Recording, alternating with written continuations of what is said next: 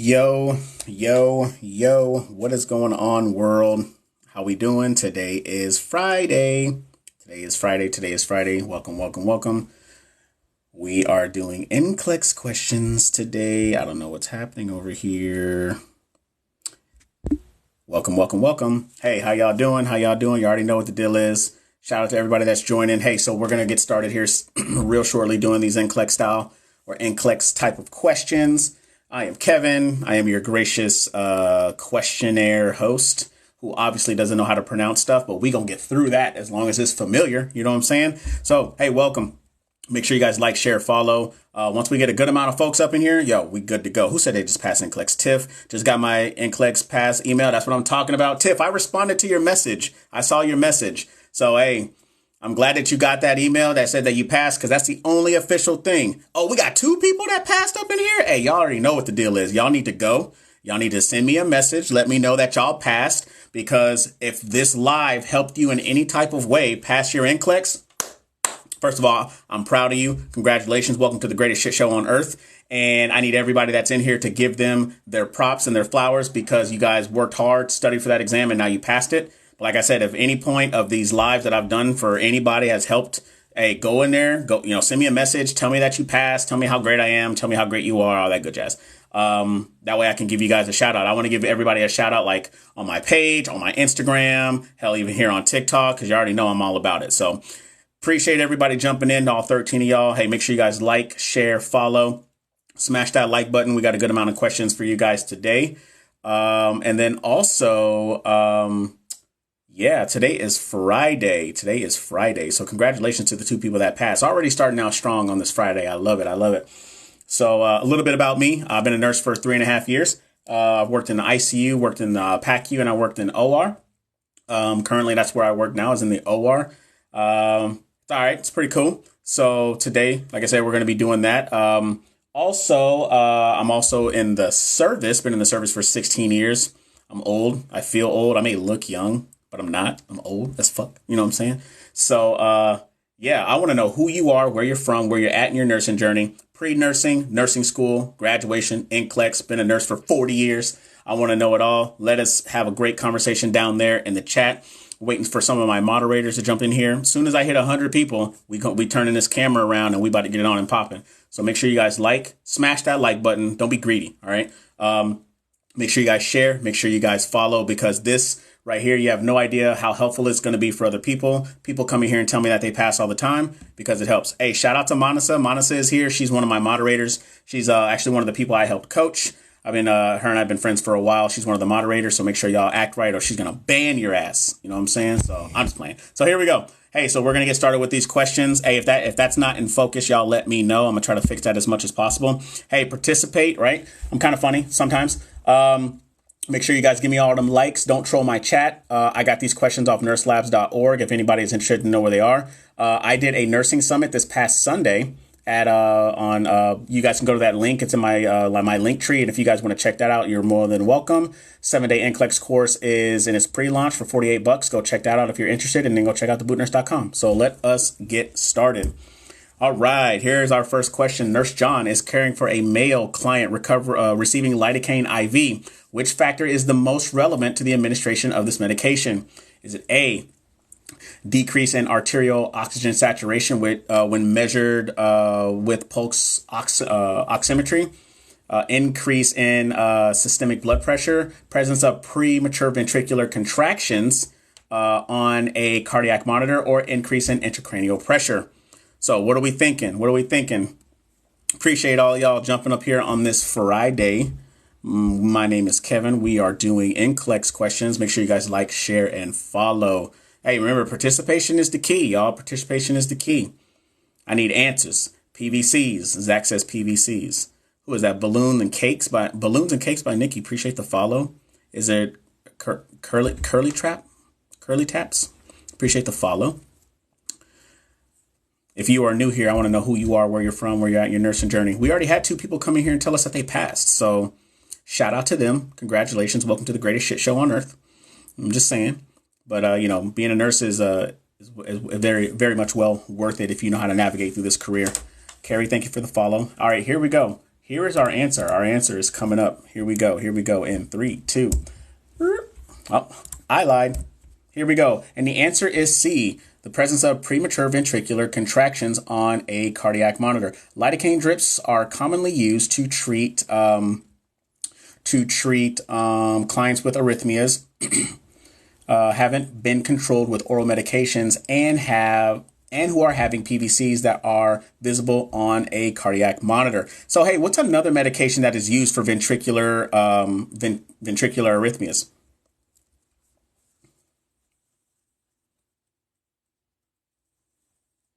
I'm back to learn about nursing stuff, even though I'm a counselor. That's all right, Val. I'm glad that you're here.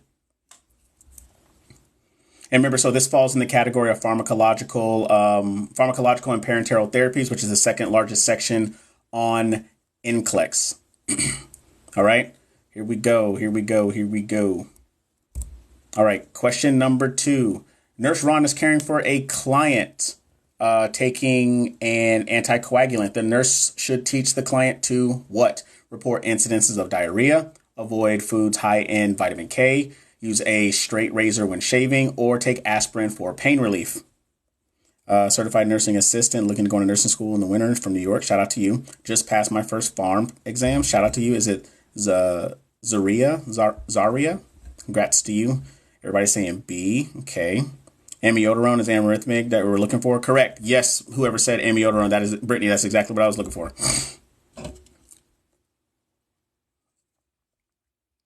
Currently, LPN just finished Farm 1. Shout out to you, Taylor. Appreciate everybody jumping in. Make sure you guys smash that like button. I know my grandpa was told that before. Shout out to you. True love. Appreciate the follow. All right. All right. I'm going to give you guys about 10 more seconds.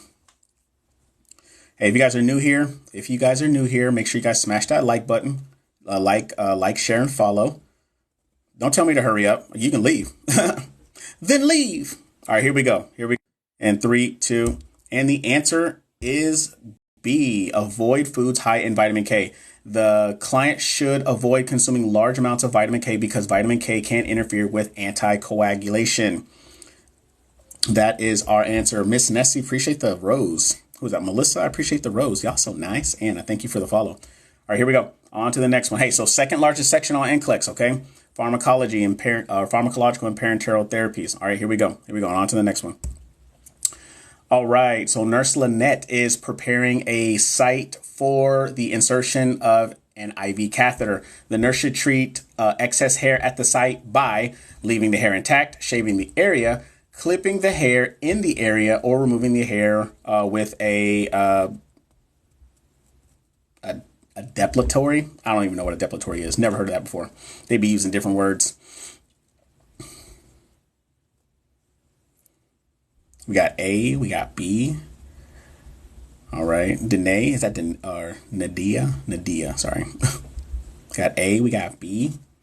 All right, so think about when we're prepping for an IV site. Like, what would I want to do? This is actually probably like one of those fundamental questions as you're preparing an IB, right? Isn't there? That's what I thought. Using a chemical to remove hairs. I've never seen anyone something. Okay. Don't cause more risk for infection. Okay. Okay. Is it me or my? RN says B. Okay. All right, here we go, y'all. Here we go. Here's our answer. In 3, 2. And the answer is C. Clip the hair in the area. Hair can be a source of infection and should be removed by clipping. They don't really use like straight razors or like regular razors anymore. That's usually by doctors' preferences. And most hospitals have gotten away with using like straight razors or any type of like razors for shaving any type of areas because of the risk for bleeding and for the risk of infection. So most hospitals have gotten rid of that and they use the disposable clippers. But for NCLEX, just know that. Yeah, potential for cutting, right? Bleeding factors, so on and so forth. All right, here we go. Here's question number 4. Nurse Manasa is caring for an elderly female with osteoporosis. When teaching the client, the nurse should include information about which major complication. Is it bone fractures, loss of estrogen, negative calcium balance, or is it Dowager's hump? Hey, who's screaming at me? All right, cool. Shout out to all 167 of y'all. Appreciate you guys. Make sure you guys smash that like button. Make sure you guys like, share, and follow. Don't be greedy. Share the love. I'd fire my nurse if her name was Monica. Facts. So would I. So would I. Oh my God. I'm gonna give y'all about 15 more seconds. All right, we got A. Cool. Who is that? Coach Yvonne. Hey, what's up, Yvonne? How are you? Rude. All right, y'all. Here we go. Here's our answer. Here is our answer in 3, 2. So it is bone fracture. Bone fracture is a major complication of osteoporosis that results when a loss of calcium and phosphate increases the frigidity of bones. All right. So just think about that. The older that they get, the more brittle that their bones get. So bone loss, bone fractures, fall risks, fall prevention. Yep, exactly. All right. Hey, so and this is part of health promotions and maintenance. That section, I believe, is, if I remember right, like 8 to 12% of the on the 8 sections of the client needs for the NCLEX test plan. Okay. All right, here we go. Question number 5. Nurse Lynn is teaching a group of women to perform BSE. The nurse should explain that the purpose of performing the examination is to discover what, right? So cancerous lumps, areas of thickness or fullness, changes from previous examinations, or fibrocystic masses. Got A's, we got some C's. Okay, Andrew says C. All right, let's see what we got. Everybody's screaming at me and saying C. Okay, cool. All right, cool. Ashley, thank you for the follow. Oh, and Ashley says C. Okay. All right, what else we got? All right, Riley, thank you for or is it Ray? Thank you for the follow. I changed my mind, says C, it's an umbrella question. Okay, hey, so you already know the deal. Like, if you change your question, you have to be able to, or if you change your answer, you have to 100 be able to say, like, hey, like, why you're changing your answer. Okay? All right, y'all, here we go. Here's our answer in 3, 2. And the answer is C, change from previous examination. Women are instructed to examine themselves to discover changes that have occurred in the breast. So somebody's asking what's BSE. BSE is like a self-breast exam. Cancer is too specific. I got you. All right. Cool. We're gonna move on to the next one. Hey, so quick break time. Hey, make sure you guys participate. We're doing NCLEX questions. Give me all them likes. Don't troll my chat. Don't rush me. Number 2. I got these questions off nurselabs.com, so you guys can go over there and check those out for yourself. I did a nurse summit. Go check that link out in my bio. 7-day NCLEX course, $48. It's in my bio as well. And then go check out thebootnurse.com. Here we go. All right, question number 6. When caring for a female client who is being treated for hyperthyroidism, it is important to what? Provide extra blankets and clothing to keep the client warm. Is it B, monitor the client for signs of restlessness, sweating, and excessive weight loss during thyroid replacement therapy? Is it C, balance the client's periods of activity and rest? Or is it D, encourage the client to be active to prevent constipation? Yolanda says B. All right, cool. All right. Appreciate all 250 of y'all up here. Make sure you guys like, share, smash that like button. Make sure you guys share. Make sure you guys follow. Don't be greedy out here. All right. I'm going to give you all about 10 more seconds. Hey, so when you guys are practicing on NCLEX, you guys don't want to spend any longer, if you have to, than 90 seconds per question. All right. Remember, you only get 5 hours. You get a minimum of 85 questions and a maximum of 150. All right. So definitely want to train yourself, get some endurance and all that good jazz when you guys are studying for these. All right. All right. Now here we go. And 3, 2. And the answer is C. Balance the client's period of activity and rest.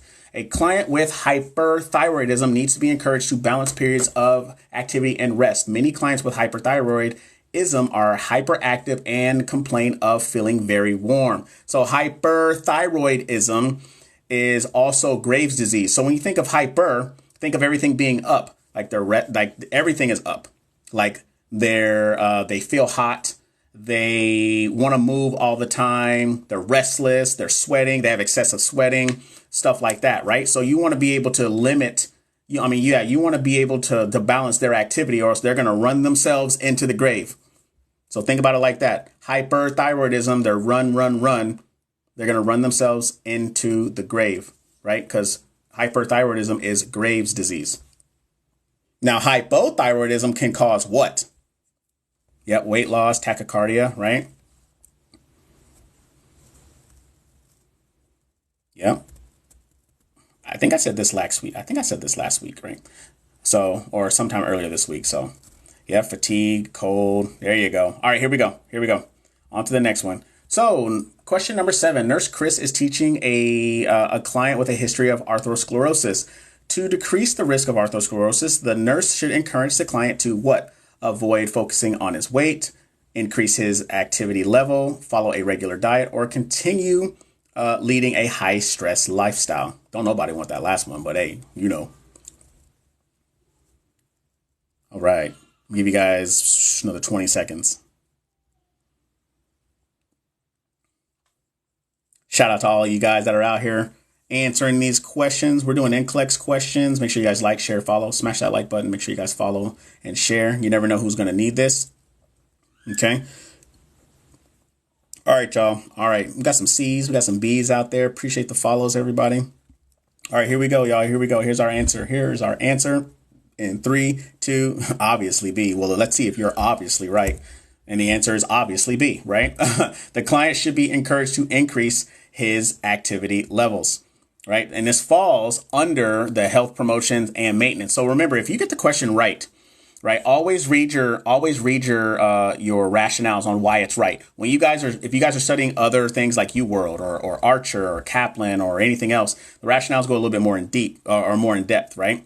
So one thing I'll say to you is, if you get it right, read it. If you get it wrong, read it. Read the answer on why it's right, and then the answers why they were incorrect. Okay, that's the best way. That is the best way for you to retain the information and you learn and get into that rhythm while you're studying for your exam. Okay. All right. Question number 8. Nurse Greta is working on a surgical floor. Nurse Greta must log roll a client following a what? Laminectomy, thoracotomy. A hemorrhoidectomy or a cystectomy? Which one? Which one we log rolling? You like A? Andrew, I like A too. Whatever you like, I like. Greta need to quit. Why Greta need to quit? Why the shade on Greta? Why the name type? I don't know. Ask nurselabs.org. Look, okay. I like, just give them a watch. You might find a nurse Ingrid in here or a nurse Olga. You know, shout out to anybody whose name is that. Ain't no shade. You know what I'm saying? All right, I'm going to give y'all another 10 seconds. Andrew, I got you, bro. I got you. If it's not A, I'm scared because this is the test next week. It better be A, right? I need to prepare for this. All right, here we go. Here's our answer. In 3, say Lammy. All right, here we go. In 3, 2, and the answer is A. So look, you ain't got nothing to worry about. You got this. The client who has had spinal surgery, such as a laminectomy, must be log rolled to keep the spinal column straight when turning, right? And this is a physiological adaptation type of question. And physiological adaptation is the 3rd largest section on the NCLEX exam, okay? So just to let you guys know, physiological adaptation, pharmacology, and management of care make up 44 to 49% of the entire exam. If you can smash those type of questions, then you'll that's half the battle of the exam, okay? I still got to pass the TEAS test. Hey, one step at a time. All right.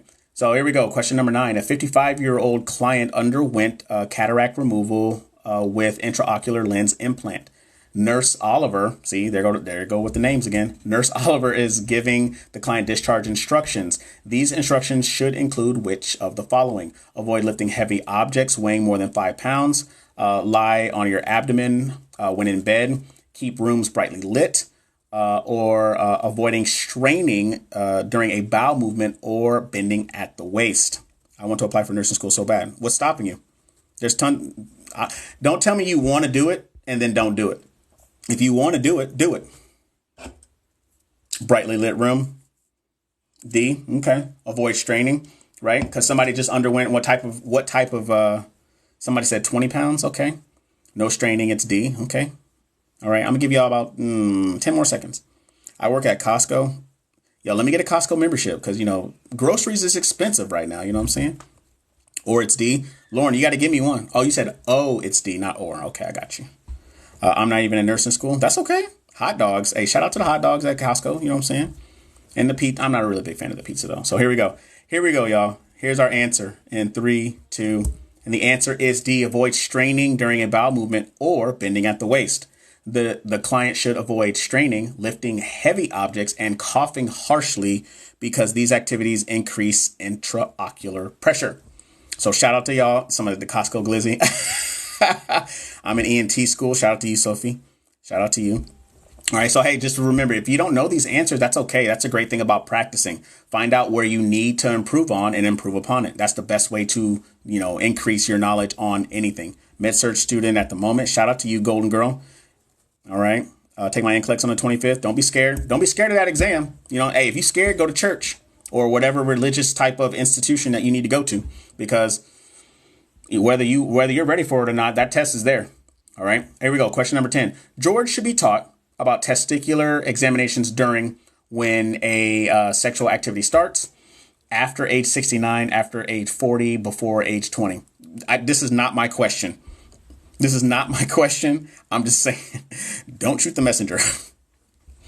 All right, got D's. I will pray first. Okay. Okay. One of y'all learning stuff. All right, here we go. I'm going to give y'all 5 seconds. Shout out to all 200 plus of y'all. Make sure you guys like, share, follow. All right, here we go. Here's our answer in 3, 2. And the answer is D, before age 20.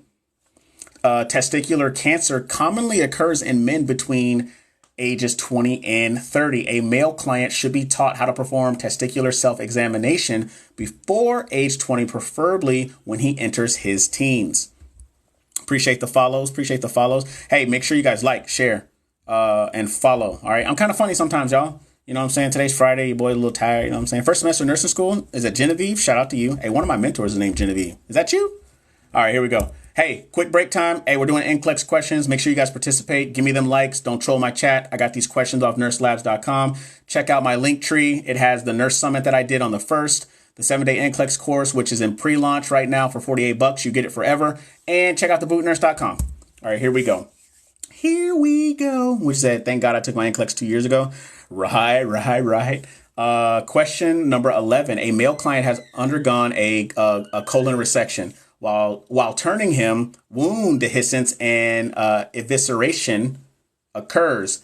Nurse Trish first response is to what? Call the physician, place a sterile-soaked or a saline-soaked sterile dressing on the wound, take blood pressure and pulse, or pull the dehiscence closed. See, say that saline-soaked sterile. Say that like 10 times fast and see if y'all can say it any better than I did. Last semester nurse school, nervous, set to graduate in December. Britt, you gonna be all right. Never do D. Let them know. You can delegate C to an AP. Yeah. Okay. Yikes. Right. I've actually seen this happen before. I'm a surgical patient that they brought to the ICU when I worked there NCLEX 4 years ago. Everyone will be all right. You'll be all right as long as you prepare for it. I would never recommend that you ever go to the NCLEX and not prepare for it. Like, I don't understand why I've heard people say stupid shit like that, and I'm not a fan of people that say stuff like that. I take the NCLEX on the 17th. Shout out to you. Precious. You're going to be Gucci out there. That's right around the corner. All right, here we go. NGN is easy. Depends on who you are. If it was easy, then everybody would pass it. And I wouldn't be getting so many emails telling me, hey, I failed the NGN twice. So, all right, here we go. And 3, 2. And the answer is B. Place a saline-soaked sterile dressing on the wound. The nurse should first place a saline-soaked sterile dressings on the opening wound to prevent tissue drying and possible infection. And this is a physiological adaptation type of question. This is a real world example or a real world scenario that happened to me. He had an exploratory laparotomy, bowels and intestines and all that stuff kind of came out. So I had to do the same exact thing. Kind of put it like an ACE bandage around it and called the doctor. Doctor came. It was about an hour or so. And then, boom, he was back in the OR. I don't know why, but, I also know someone who failed the NGN twice. That's what I'm saying. So it all really just depends on who you are. And it all just depends on how you study, how you retain. There's a plethora of things that go into play when it comes to studying for this exam. So when I hear people say, yo, all you need is 2 weeks. Yeah, maybe you need 2 weeks, but not for me. All right, here we go. Question number 12. Nurse Audrey is caring for a client who has suffered a severe cerebral vascular accident. During routine assessment, the nurse notices, I call it's Choney-Stokes respirations. And these respirations are progressively deeper breaths followed by shallow breaths with apneic periods. Or is it B, rapid deep breathing with abrupt pauses between each breath? Is it C, rapid deep breathing and irregular breathing without pauses? Or is it D, shallow breathing with an increased respiratory rate? Like I said, hey, I ain't part of nobody's spelling bee. As long as I know what it is, if I don't pronounce it right, you know exactly what the hell I'm talking about. So shout out to all 300 plus of y'all. Make sure you guys smash that like button. Make sure you guys share. Make sure you guys follow. And then make sure you guys let people know that I don't know how to pronounce shit right. So that way people can come in here and roast me and I'm all about it. So, yeah. And if you guys hear my son in there, sorry. He don't know how to act. He be trying to be the co-host, be screaming at the door. All right, I'm going to give y'all 10 more seconds.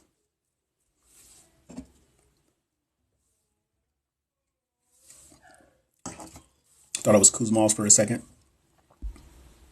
Damn, I forgot. It's okay. Hey, the biggest thing when you're studying is like, you're not going to memorize everything. It's all about being familiar. Camille, that's okay. All right, here we go, y'all. Here we go. Here's our answer in 3, 2. And the answer is A, progressively deeper breaths followed by shallower breaths with apneic periods. These breaths, they become progressively deeper, followed by, shallow respirations and apneic periods, part of physiological adaptation. All right. So this is an airway breathing type of issue. So this is a patient. If somebody gave you this scenario, like, hey, which patient do I see first, which will be a management of care. And if you have somebody who has this type of respirations, they obviously would be first that I would want to take care of. Right. No, it's not good. I personally have never seen a patient that's had these respirations before. So thank God. All right, here we go. Next one. That one is tiny. I'm going to read it to y'all. I don't think y'all can see that. As a matter of fact, let me see something. Give me a sec.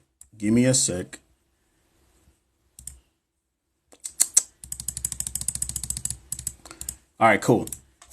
Nurse B or Nurse Bay, whatever, is assessing a male client with heart failure. The breath sounds commonly auscultated in clients with heart failure are tracheal, fine crackles, coarse crackles, or friction rubs. What do we got? Shout out to all 300 y'all. Hey, I want to know who y'all are, where you're from, where you're at in your nursing journey. I want to know.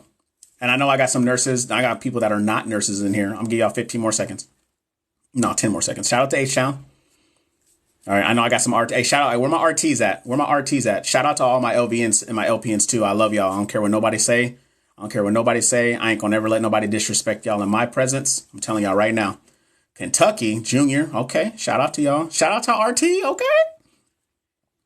LVN first semester. Okay. Not a nurse, but granny and mom were. Okay. Retired nurse. Shout out to you, Mary. Illinois. Okay. ICU float 3 years. Shout out to you. LVN Bridge. Okay. All right. I'm going to get this answer. Here we go in 3, 2. LVN since 2010. That's what I'm talking about. Hey, fine crackles. The answer is B. Fine crackles are caused by fluid in the alveoli and commonly occur in clients with heart failure. Rachel, California, third semester, third year med student. Brittany. Okay. Got a med student up in here. Got an RT up in here. CNA. Okay. Shout out to y'all. Food lover and a nurse. That's what I'm talking about. All right. Here we go. Hey, I love this, y'all. I love this. Surgical nurse and trauma in Kansas. Shout out to you. Are you a scrub nurse? Or are you a circulator nurse? Hey, I learned a lot from the RTs. I learned everything I know about the event. I learned from an RT. I'm letting y'all know right now. Here we go. Question number 14. The nurse is caring for Kenneth, experiencing an acute, keyword, acute asthma attack. The client stops wheezing and breath sounds aren't audible. The reason for this change is that the attack is over. The airways are so swollen that no air cannot get through. That's terrible verbiage, but whatever. The swelling has decreased. Crackles have replaced wheezes. Got B's. Okay. Arrest is imminent. RT nurse. Oh, our RT nurse ready to transport. Oh, got it. Mm-hmm. Okay. Shout out to all 400 plus of y'all. Make sure you guys like, share, follow. Don't be greedy out here. You know what I'm saying? Don't be greedy and give more than you take. You know what I'm saying? So give this share to somebody else. You don't know who's going to need it. All right. 5 seconds. Is it K and is it Tequila? Thank you for the follow. Brittany, thank you for the follow. RT student, shout out to you, Caitlin. DMP nurse, that's what I'm talking about. What you getting your DMP in? What you getting it in? LPN student, shout out to Ohio. You from Cleveland? Ain't nothing good up there. I'm just playing. All right. Valentina says B. He dead B. Wow, Sarah. Wow. NICU, okay.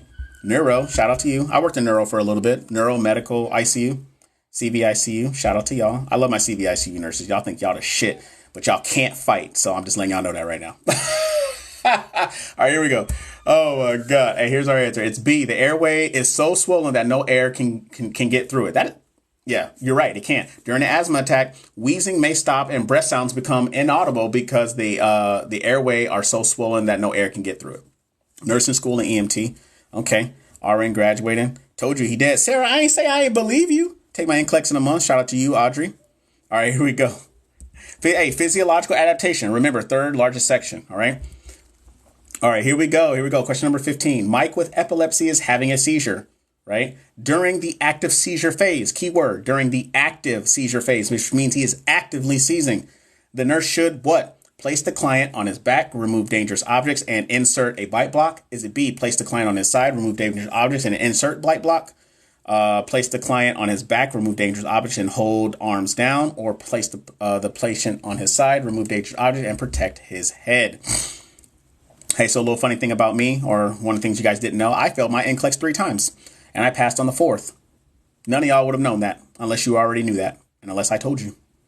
So I just want to let y'all know, for y'all that are not successful on the exam, you will be successful at that exam. No fucking job's going to care. Ever. No job is ever going to care. All right. I'm just letting y'all know. So get out there, do what y'all need to do, get that license, and hey, go do what you need to do. All right. All right, here we go. I'll give y'all 5 more seconds. I like this. I've been a nurse for 23 years. What'd you say? I've been a nurse for 23 years. This is a lot. Hey, Sarah, that's what I'm saying. That's what I'm saying. People in here telling me to hurry up. Hey, if you want to hurry up, you can hurry that ass off this live. All right, here we go. Here's our answer in 3, 2. And the answer is D. Place the client on his side, remove dangerous objects, and protect his head. During the active seizing phase, initiate precautions by placing the patient on his side, removing dangerous objects, and protecting his head from injury, as well as some places they'll say, you can pad the side rails. You want to have suction at the head of the bed. Obviously, like I said, you want to turn them on their side, and you definitely want to help them protect themselves. Okay. So, but remember, the NCLEX is based off of a standard. So if they try to add something extra in there, just know what the standard is, right?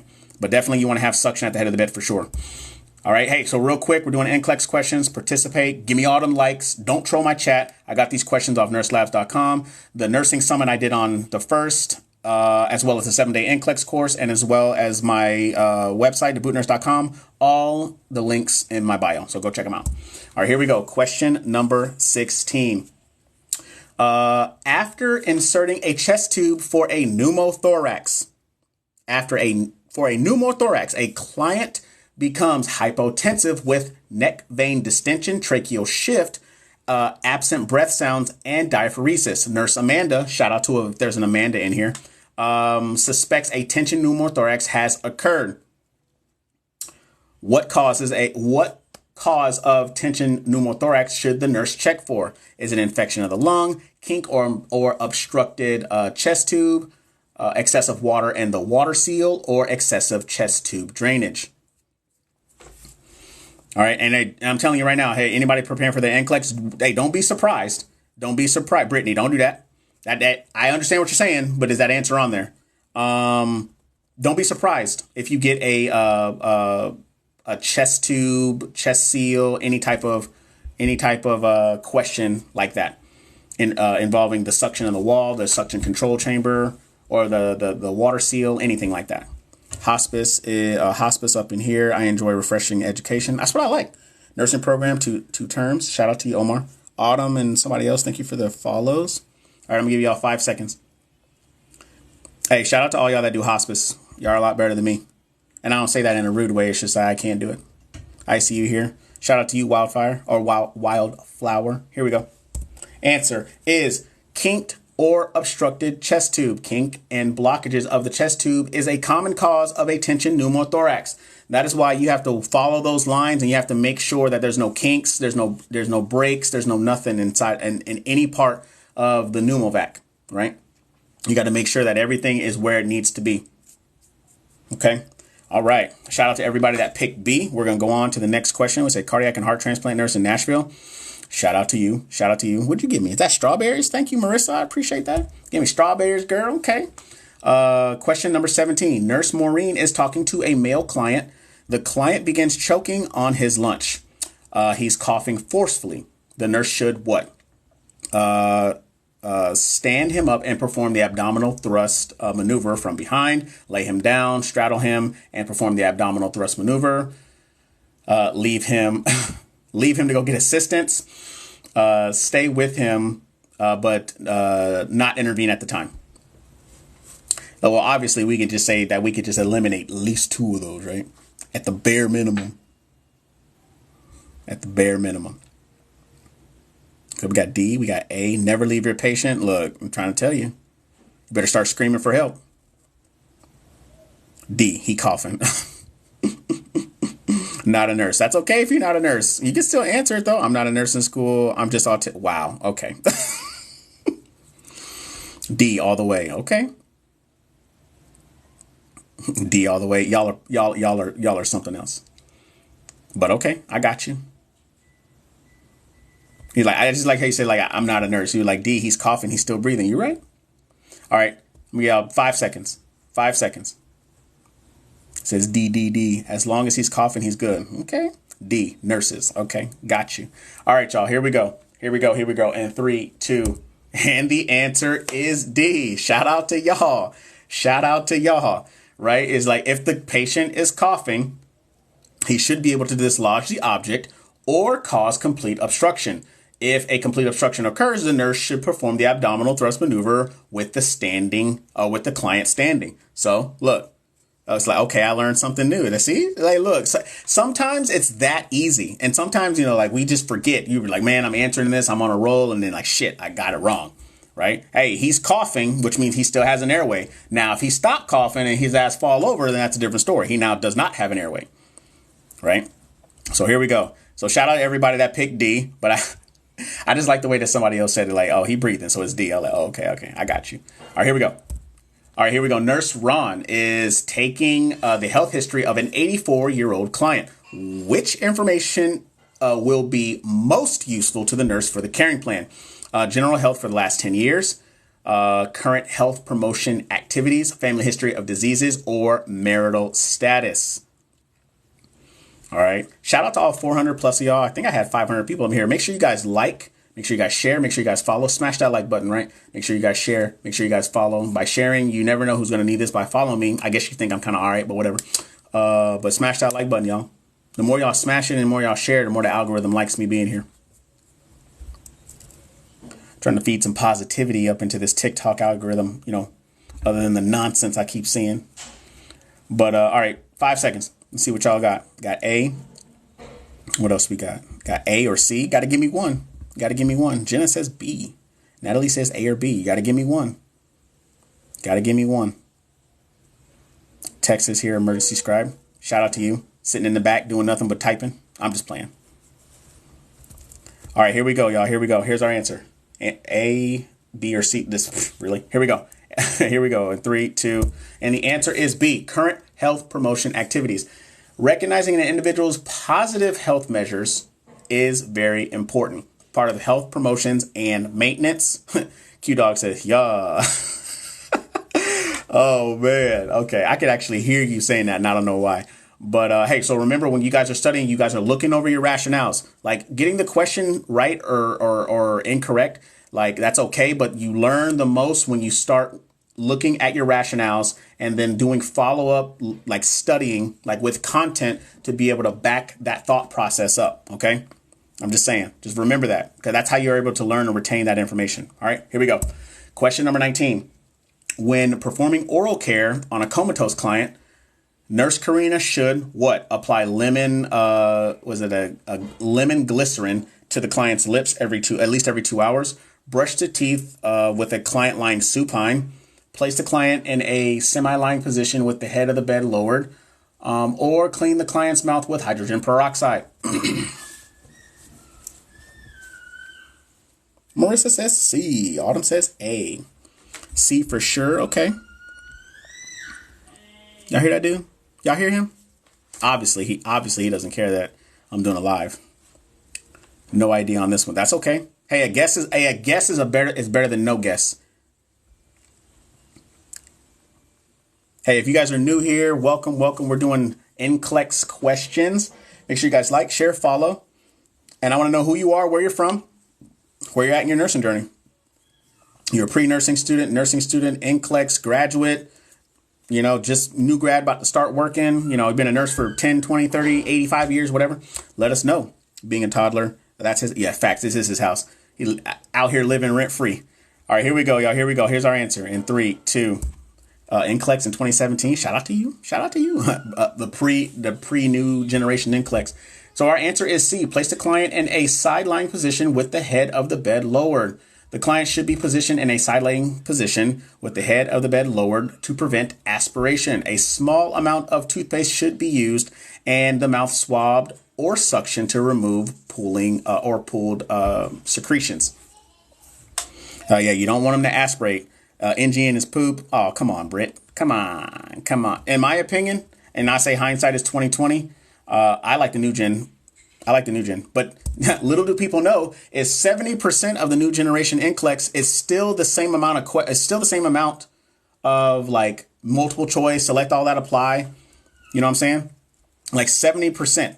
And then all they really threw in there is the case studies, and then it's all about the delivery. That's all. That's what it's about. I feel that the NGN made the NCLEX easier. Yeah, I agree.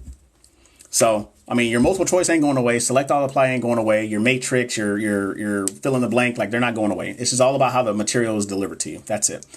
Question 20. A 77-year-old male client is admitted with a diagnosis of dehydration and change in mental status. He's being hydrated with IV fluids. When the nurse takes his vitals, she notes that he has a fever of 103, a cough producing yellow sputum, and pleuritic chest pain. The nurse suspects this client may have which of the following conditions? Is it ARDS, myocardial infarction, pneumonia, or tuberculosis?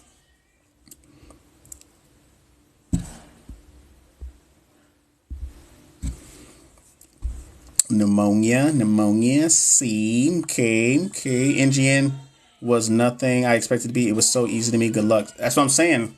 Retired 40 plus years as an RN. All right, Momo, I see you. 40 plus years. I think he's mad. He mad about something. I don't know. Y'all missed it one time. He and I actually had a conversation through the door while I don't know. It's funny. All right, y'all. Here we go. Everybody's telling me C. Here we go. Here's our answer. In 3, 2.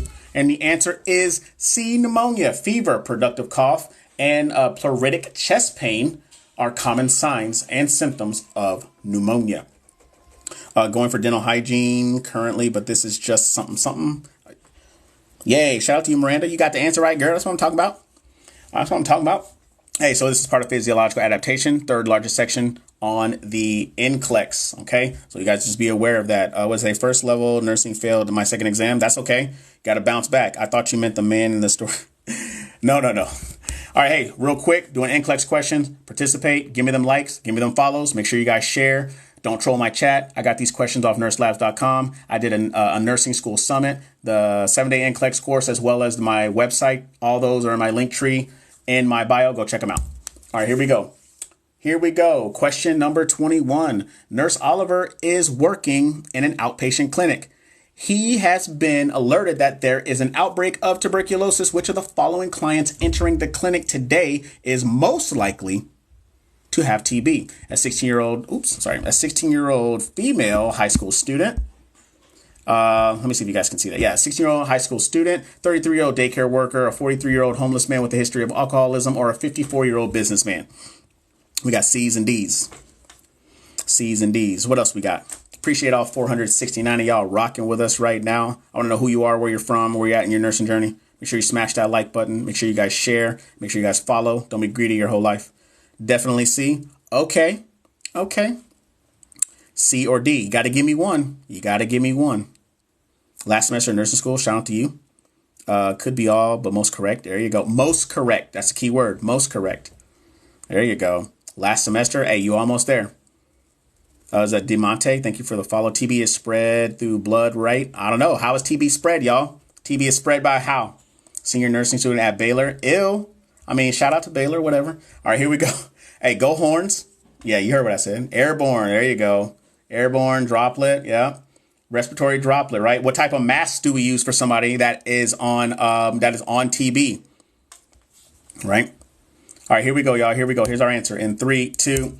A 43-year-old homeless man, right, with a history of alcoholism. Clients who are economically disadvantaged, malnourished, and have a reduced immunity, such as a history of alcoholism, are at extremely high risk for developing tuberculosis. N95, right? An N95 is the mask that you will wear for somebody who is on airborne type of precautions, right? It says if you get a bougie hospital, right? Look, let me tell you something. I worked during the second wave of COVID, and look, okay, I don't even know how we got I don't know how we got masks. One time they were like, "Hey, you got to use the mask again," and I was like, "This is where I should probably quit." And I was like, "Nah, I'm gonna do it." Luckily, I didn't get COVID that time, so I had got COVID way before I started working in the second wave. So appreciate all the follows. All right, here we go. Question number 21. Virgie with a positive Maddox test result will be sent for a chest x-ray. So think about this. What is a Maddox test used for? And why would I go send somebody for a chest x-ray? So what am I thinking that this patient, what do I think I'm trying to test this patient for? The nurse is aware that which of the following reasons is to be done: to confirm the diagnosis, to determine if a repeat skin test is needed, to determine the extent of lesions, to determine if this is a primary or secondary infection. Food Lover says D. Everybody else, Camille says A. Elisa says A. I've never heard of a TB test pronounced. ADN nursing student here, one more semester to go. Shout out to you. Y'all are answering too fast, so I can't see who names. Oh, wait, I'm going to say 2. Come on, Brittany. Come on. Israel says C. Nurse Naomi says A. Okay. Brittany, come on. Come on. Get it together. Don't blame the phone. It's operator error. You're talking about you. Sarah says D. Okay, first semester, so I have no idea. Katie, that's okay. Give me a guess. Give me a guess, Katie. I'm not going to judge you. At least now. Maybe later, but not now. Maddox and can pop for exposure. I'm going to give y'all 5 more seconds. 10 more seconds. All right, appreciate the follows. Okay. All right, y'all, here we go. Here we go. In 3, 2, and the answer is C, to determine the extent of lesions. If the lesions are large enough, the chest x-ray will show the presence or show their presence in the lungs. Appreciate Erica. Thank you for the follow. Alicia, thank you for the follow. Right. So you got to think. So okay, so this is part of reduction in risk. Right. Now let's look at the answers. This is where it's super important that you read the rationales. Right. This is why I harp on them. Okay, this is why I was like, let's see why it's not A. It says sputum culture confirms the diagnosis. It is a test to detect and identify bacteria or fungi that affect the lung or breathing passages. This is why it's important. That's why it's important for you to know that. That could be one of those easier questions that you're like, oh man, what is it? And that could be an easy question that you could get if you know what the purpose is. Okay. All right. So shout out to y'all. Shout out to y'all. Remember, reduction in risk potential is part of the 8 sections of the NCLEX test plan, NCLEX PI, client needs, whatever you want to call it. Okay. Here we go. Not me being overconfident. Queen. It's okay, girl. It's okay. Ain't no, hey, look, you do you. You can be overconfident. However, we definitely want to make sure we got it right. Okay. Kennedy with acute asthma showing inspiratory and expiratory wheezes and a decreased forced expiratory volume should be treated with which of the following classes of medication right away? Is it a beta adrenergic blocker? Is it a bronchodilator, inhaled steroid, or oral steroid? Everybody's screaming at me, telling me B. Brittany says B. Georgie says B. Hey there, Georgie. I'm pretty sure you're tired of hearing that shit, right? Caitlin says B. Alicia says B. Beta 2, Beta 1 for A. Denise says B. Oh, hell no. Yeah, my bad, Georgie. I'm sorry. You sound just like him. Or you talking about when talking about Pennywise? Look, if there's one, hey, I don't do clowns like that. I could have swore I saw once like a silhouette standing in my doorway one day. Look, that shit wasn't cool. I about died right there. Did me dirty. I'm sorry, Georgie. I'm sorry. I apologize. Hey, 10 more seconds. LinkedIn says B. Appreciate the follow. Bravo. Okay.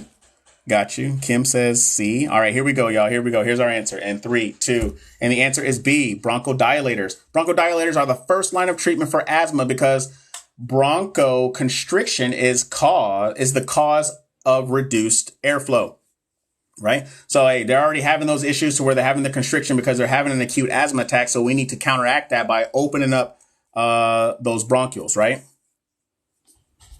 So, hey, remember, first line finally got an answer right. That's okay. Hey, look, hey, hold your head high until we go to the next question, and then you may get it wrong. But I'm not judging you. You know what I'm saying? We gonna get this. We're gonna get it together. Trust me. Physiological adaptation, third largest section. Third. All right, here we go. Mr. Vasquez, 56-year-old male with a 40-year history of smoking.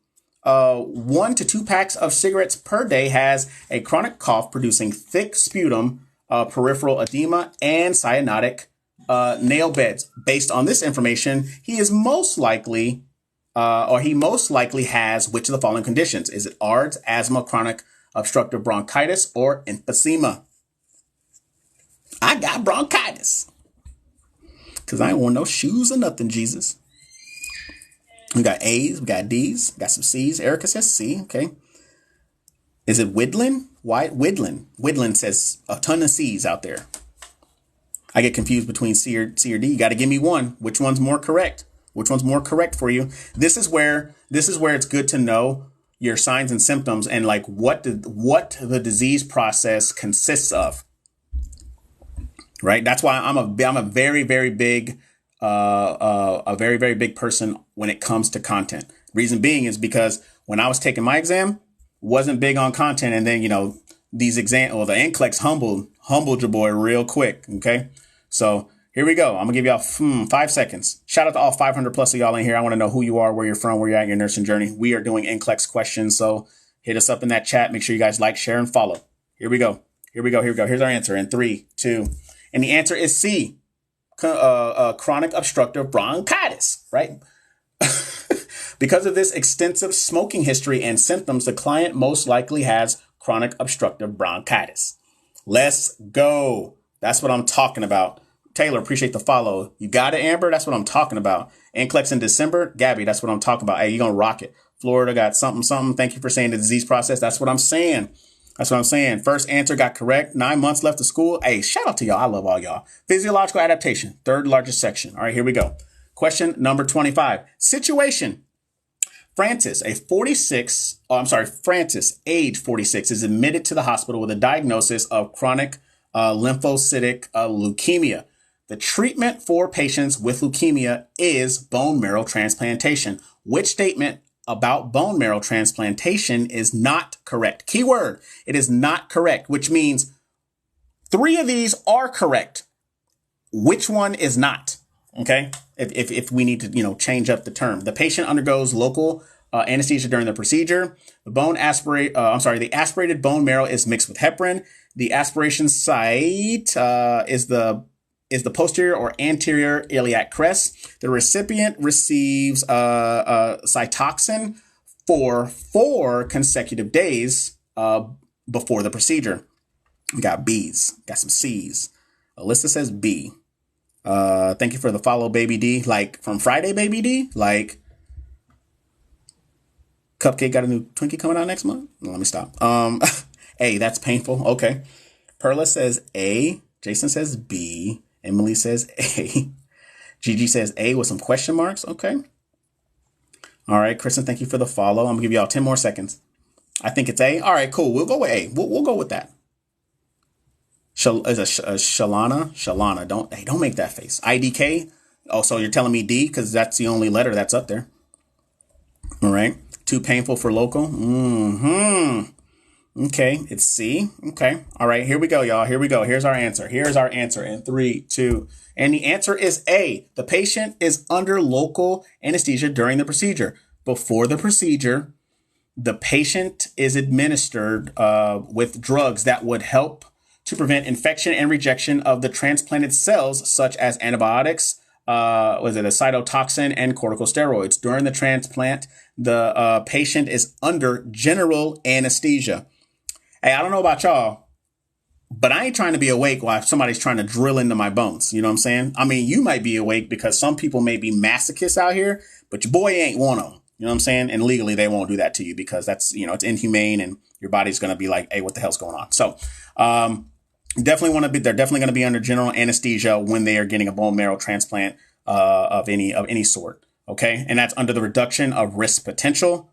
Right. So we want to reduce any type of potential risk that's going to happen. So I definitely don't want them to be under local. I want them to be under general anesthesia. I'm retaking my NCLEX soon. Shout out to you, Denise. Hey, if you are somebody who was unsuccessful at taking your NCLEX, hey, I don't want to hear no excuses. I don't want to hear nothing about being scared. You already know what the testing center looks like. Stop playing. Go over there and go take it again. All right. Hey, so NCLEX questions, that's what we're doing. Participating. That's what you're doing. Likes. That's also what you're doing. Don't troll my chat. Don't do it. Nurselabs.com. That's where I got these questions. Make sure you guys check out the link in my bio. I did a nursing summit, 7-day NCLEX course, as well as check out the website. Here we go. Failed 2 times. I failed 3 times, y'all. I failed 3 times. And none of y'all would have ever known that, ever, unless I told you. So I'm going to need for y'all to get up, figure out what you did wrong your first and your second time, and I need for you to grow upon it. I need for you to grow. Because if you don't, then you're never going to be your dream will never be a reality if you're telling me that I'm just never going to pass this exam. You better make it so. Put it into the universe and make it so. But you have to put in the work. Question 26. After several days of admission, Francis becomes disoriented and complains of frequent headaches.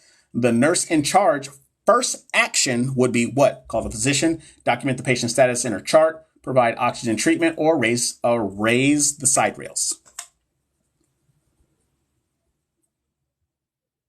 What are we doing? What are we doing? What are we doing?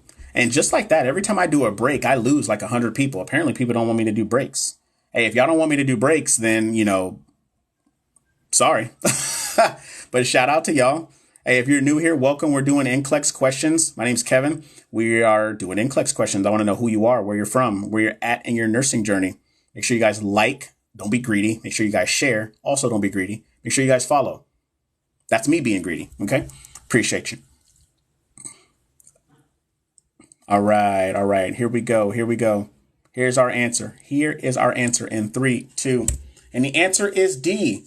Raise the side rails. Somebody said it. They said safety first. A patient who is disoriented is at risk to fall out of the bed. The initial action of the nurse should be to raise the side rails to ensure patient safety. Remember, y'all, the NCLEX is all about it's all about safety. Can you perform safely as a nurse? It doesn't matter in all aspects. Administering medication, when to do it, when to hold it, right? When to inform the physician, right? When to ask for help. That's in the grand scheme of things, that's what it's about. Okay. So it's not necessarily saying like, oh, you need to go out there to be a veteran or an expert nurse. That's not what it's about. It's basic level. Can you perform basic skills? Like most you basic people that go get basic stuff at Starbucks. I'm sorry. That was too much shade. Here we go. Question 27. During routine care, Francine asked the nurse, how can I be anemic if this disease causes increased white blood cell production? The nurse in charge best response would be the increased number of white blood cells is crowded red blood cells, is not responsible for the anemia, uses nutrients for other cells, has an abnormally short lifespan of cells. I don't know. Francis got something going on. Like Francis got this. I think Francis had TB and now Francis got a bone marrow issue. I'm pretty sure she's about to have a neurological issue. She might fall out of the damn bed. Like we don't even know at this point. We don't even know. Katrina, thank you for the follow. Appreciate y'all.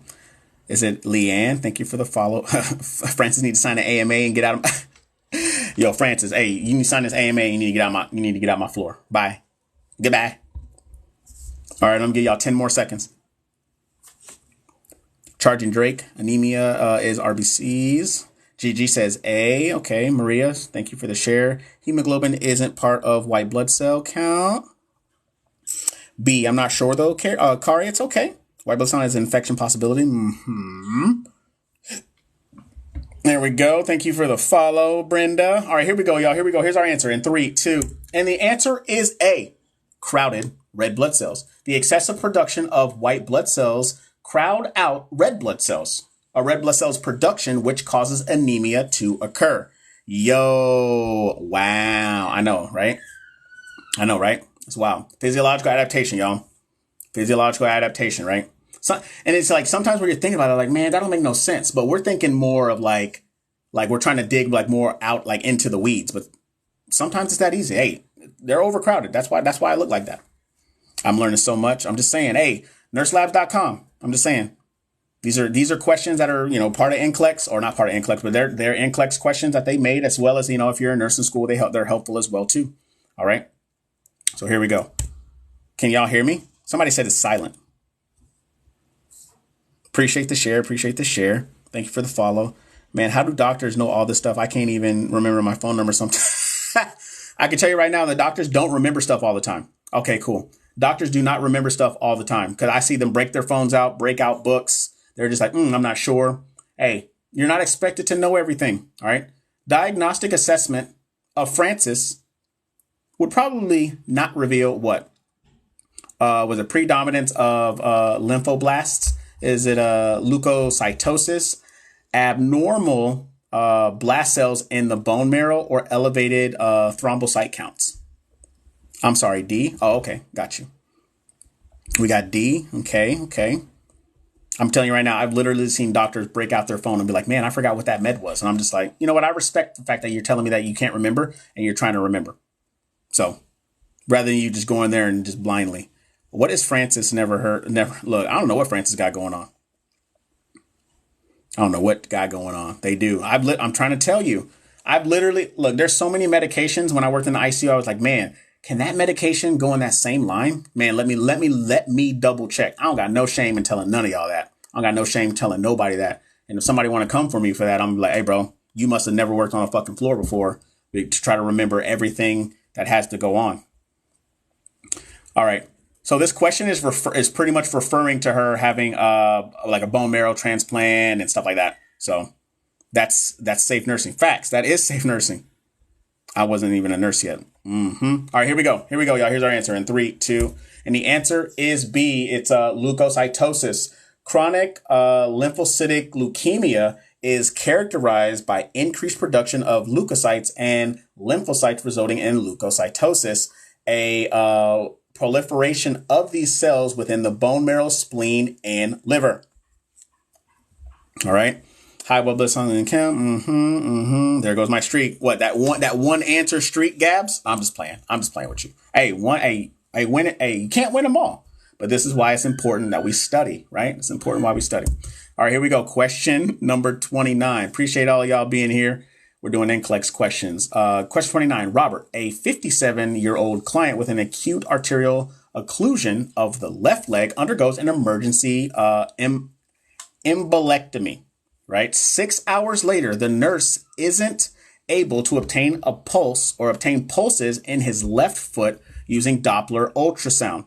The nurse immediately notifies the physician and asks her to prepare the client for surgery. As the nurse enters the room, as the nurse enters the client's room to prepare him, he states that he won't have any more surgeries. Which of the following is the best initial response for the nurse? Is it A, explain the risks of not having the surgery, notify the physician immediately, notify the nursing supervisor, or recording the client's refusal in the nursing notes? Make them sign an AMA and get out your hospital. I'm just playing.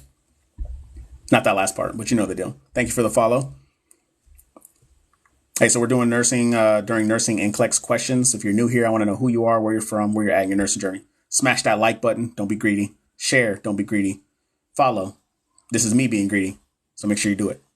I love y'all. Appreciate it.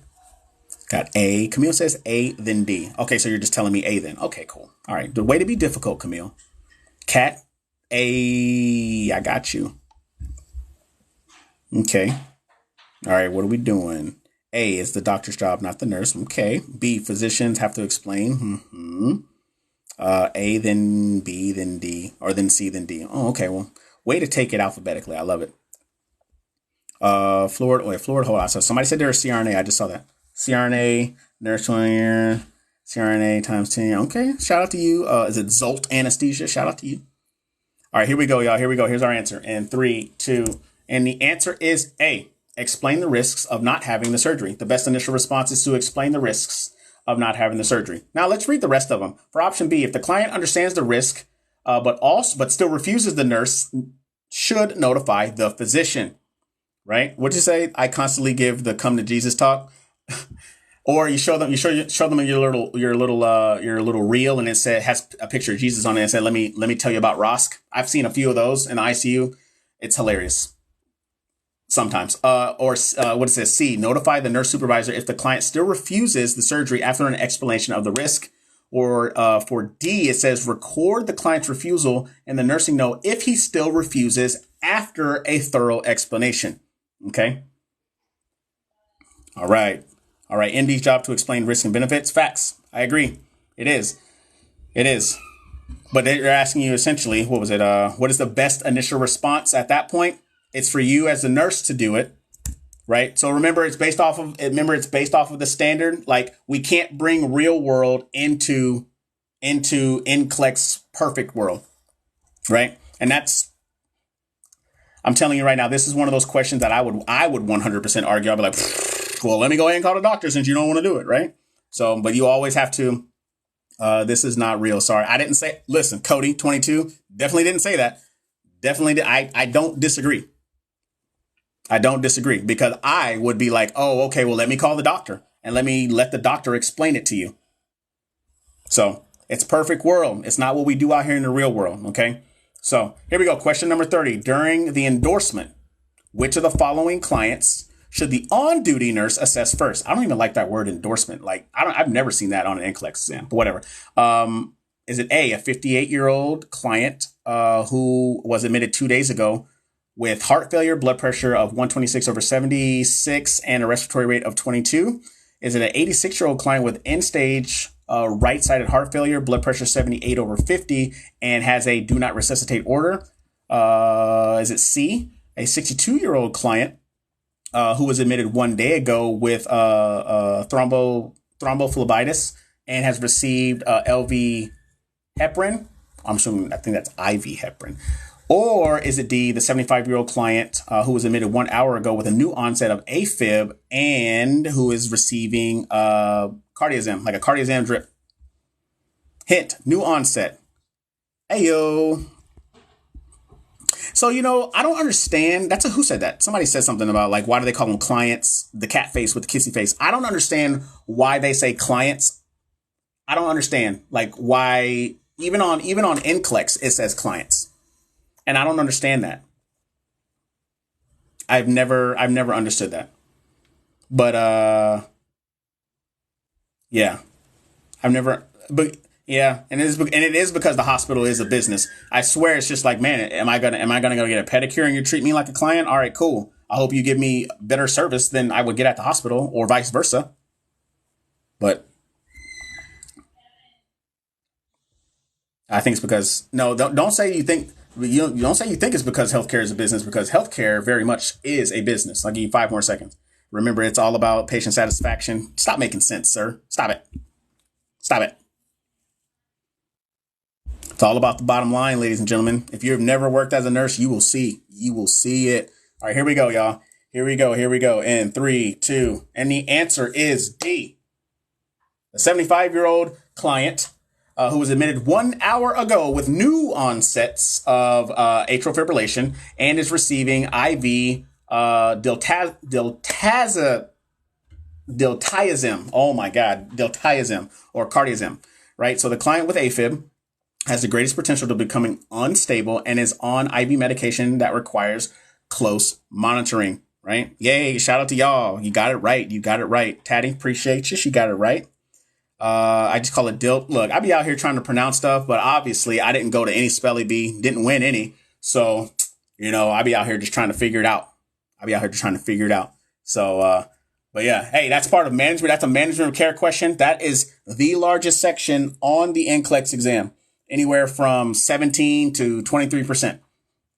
It all just depends on what doctrine that you're looking at. Listen, I just started my management class. I'm trying to tell you, those are the type of questions that you're going to see from management of care. All right. I'm just letting y'all know. All right. Hey, so ladies and gentlemen, that is a wrap with our questions. I appreciate you guys being here. Right now, I'm going to turn this camera around so you guys can look at my glorious face. And we're going to do like ask me anything type of questions. And I'll be doing that for probably maybe like half hour, see how it goes. And yeah, I appreciate everybody being here. Make sure you guys go and check out thebootnurse.com. Check out the 7-day NCLEX course. It's in its pre-launch phase. We're growing together. You know what I'm saying? We're building this, this spirit to frontier, and we're trying to get to, we're getting to that Air Emirates. That's what we about. So I appreciate everybody being here. What's up? I'm waiting for somebody to call me Jason Derulo, but I think I'm older than him, so it doesn't really matter. I passed 75 questions with Mark Klimick and Kaplan. Same. Who was that? I actually used Mark Klimick, and I used Kaplan as well when I took my NCLEX. So thoughts on Kaplan? The NP I work with is always recommending him. I think Kaplan's good. You do look like him.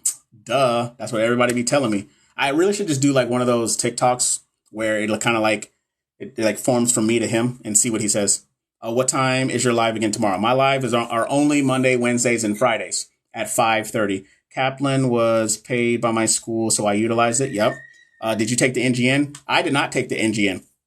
However, I take the NGN like practice questions through like UWorld, Archer, Hearst, like whoever has them, and I actually practice on them all the time. Yes, Central Standard Time.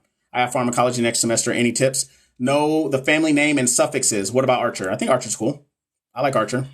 Family name and suffixes. Know where your you have to know your signs. You have to know what family it falls under. So if I talk about cardiac meds, you need to know what falls under cardiac meds, right? And then with each cardiac med, you need to know what is the family name, like what is the suffix, right? So we're talking about like prils, dipines, LOLs, okay, diuretics. What else? What else is on there? Your beta blockers, so on and so forth. Okay. And you need to know what the signs and symptoms of those are. Most of them do the same exact thing, right? What was the hardest class during your program? Ooh, for me, probably fundamentals, because I have been in the Navy for 16 years and I'm a hospital corpsman. So I have I had a lot of real world experience. And so when I tried to bring it to book world, failed. I didn't fail, but I almost failed. That was probably my hardest class. But psych I thought was okay. I actually like psych. I had to unlearn. I did. And that's why I'm trying to say it's just like nursing school humbled me real quick. So, yeah, that's what it really did for me. Peds or OB for me. Yep. ARBs, ACE inhibitors, diuretics, loop dication, et cetera, et cetera. So like once you know what falls under those categories and then the families, you need to know the signs and symptoms. And once you know the signs and symptoms, you need to know, do you hold medications? Do you give medications? Do you take a set of vitals before you give those meds? What is the patient going to look like? Are they safety risk? Are we thinking about orthostatic hypotension? Are we thinking about increased potassium? Are we thinking about decreased potassium? So once you follow that trend, you'll be able to learn for pharmacology was very, very hard for me. So I really had to get into it. I do recommend being in groups. Somebody said something about med surg too. This is all throughout nursing school. Get into a group. 4 people, you included. So you and then 3 other people, and then do 25% of the work. So split up all the chapters per test. You do 25% of it. 25. And then the other people do 25. So you do 25% of the work, but you reap 100% of the benefits. You know what I'm saying? I kid you not. Once I figured that out after my first semester, like I didn't fail a test after that. Groups help a ton. PicMonic is nice if you like imaging. I agree. I also have a link to PicMonic because they're one of my brand sponsors. So you guys can go to the link in the bio. If anybody's interested, you get a 20% off if that's what you want. So the whiteboard study room is your best friend in nursing school. Okay. If you take care of the days and the weeks, the months and the years, they do take care of themselves. The hardest part as a bedside RN with meds is the new ones so often. Yeah, there are new ones. Biggest thing that you have to learn when you start bedside as well is your time management, because there's so many tasks that need to be done. And it all just depends on where you work at too.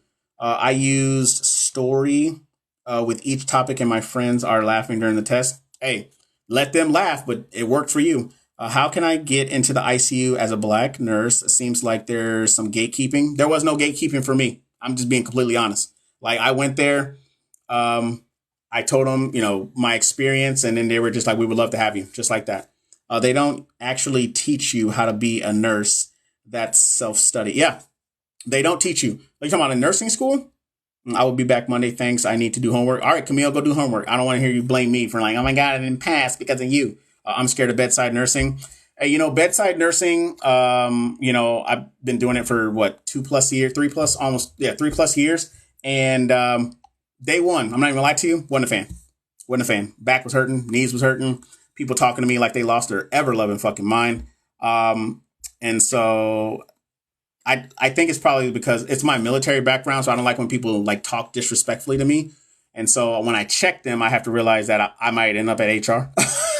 So I gotta chill. If you work in a specialty, you'll become good with a lot of meds because they have similar patients medically. That is very true.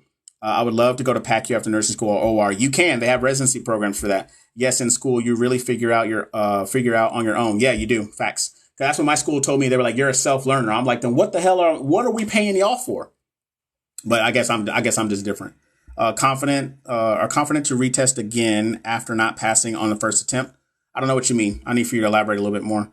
Nursing school and real nursing are 100% different. Facts. They are. What was your branch? I'm in the Navy. What's the difference between ER and ICU? ER, they get the quick traumas, stabilization, life, limb, eyesight. ICU is more about management. Not saying that the ER doesn't manage the patient, but ICU, you're all about managing the patient, getting them from from being at their sickest to getting them to a point to where they're getting better off into another floor.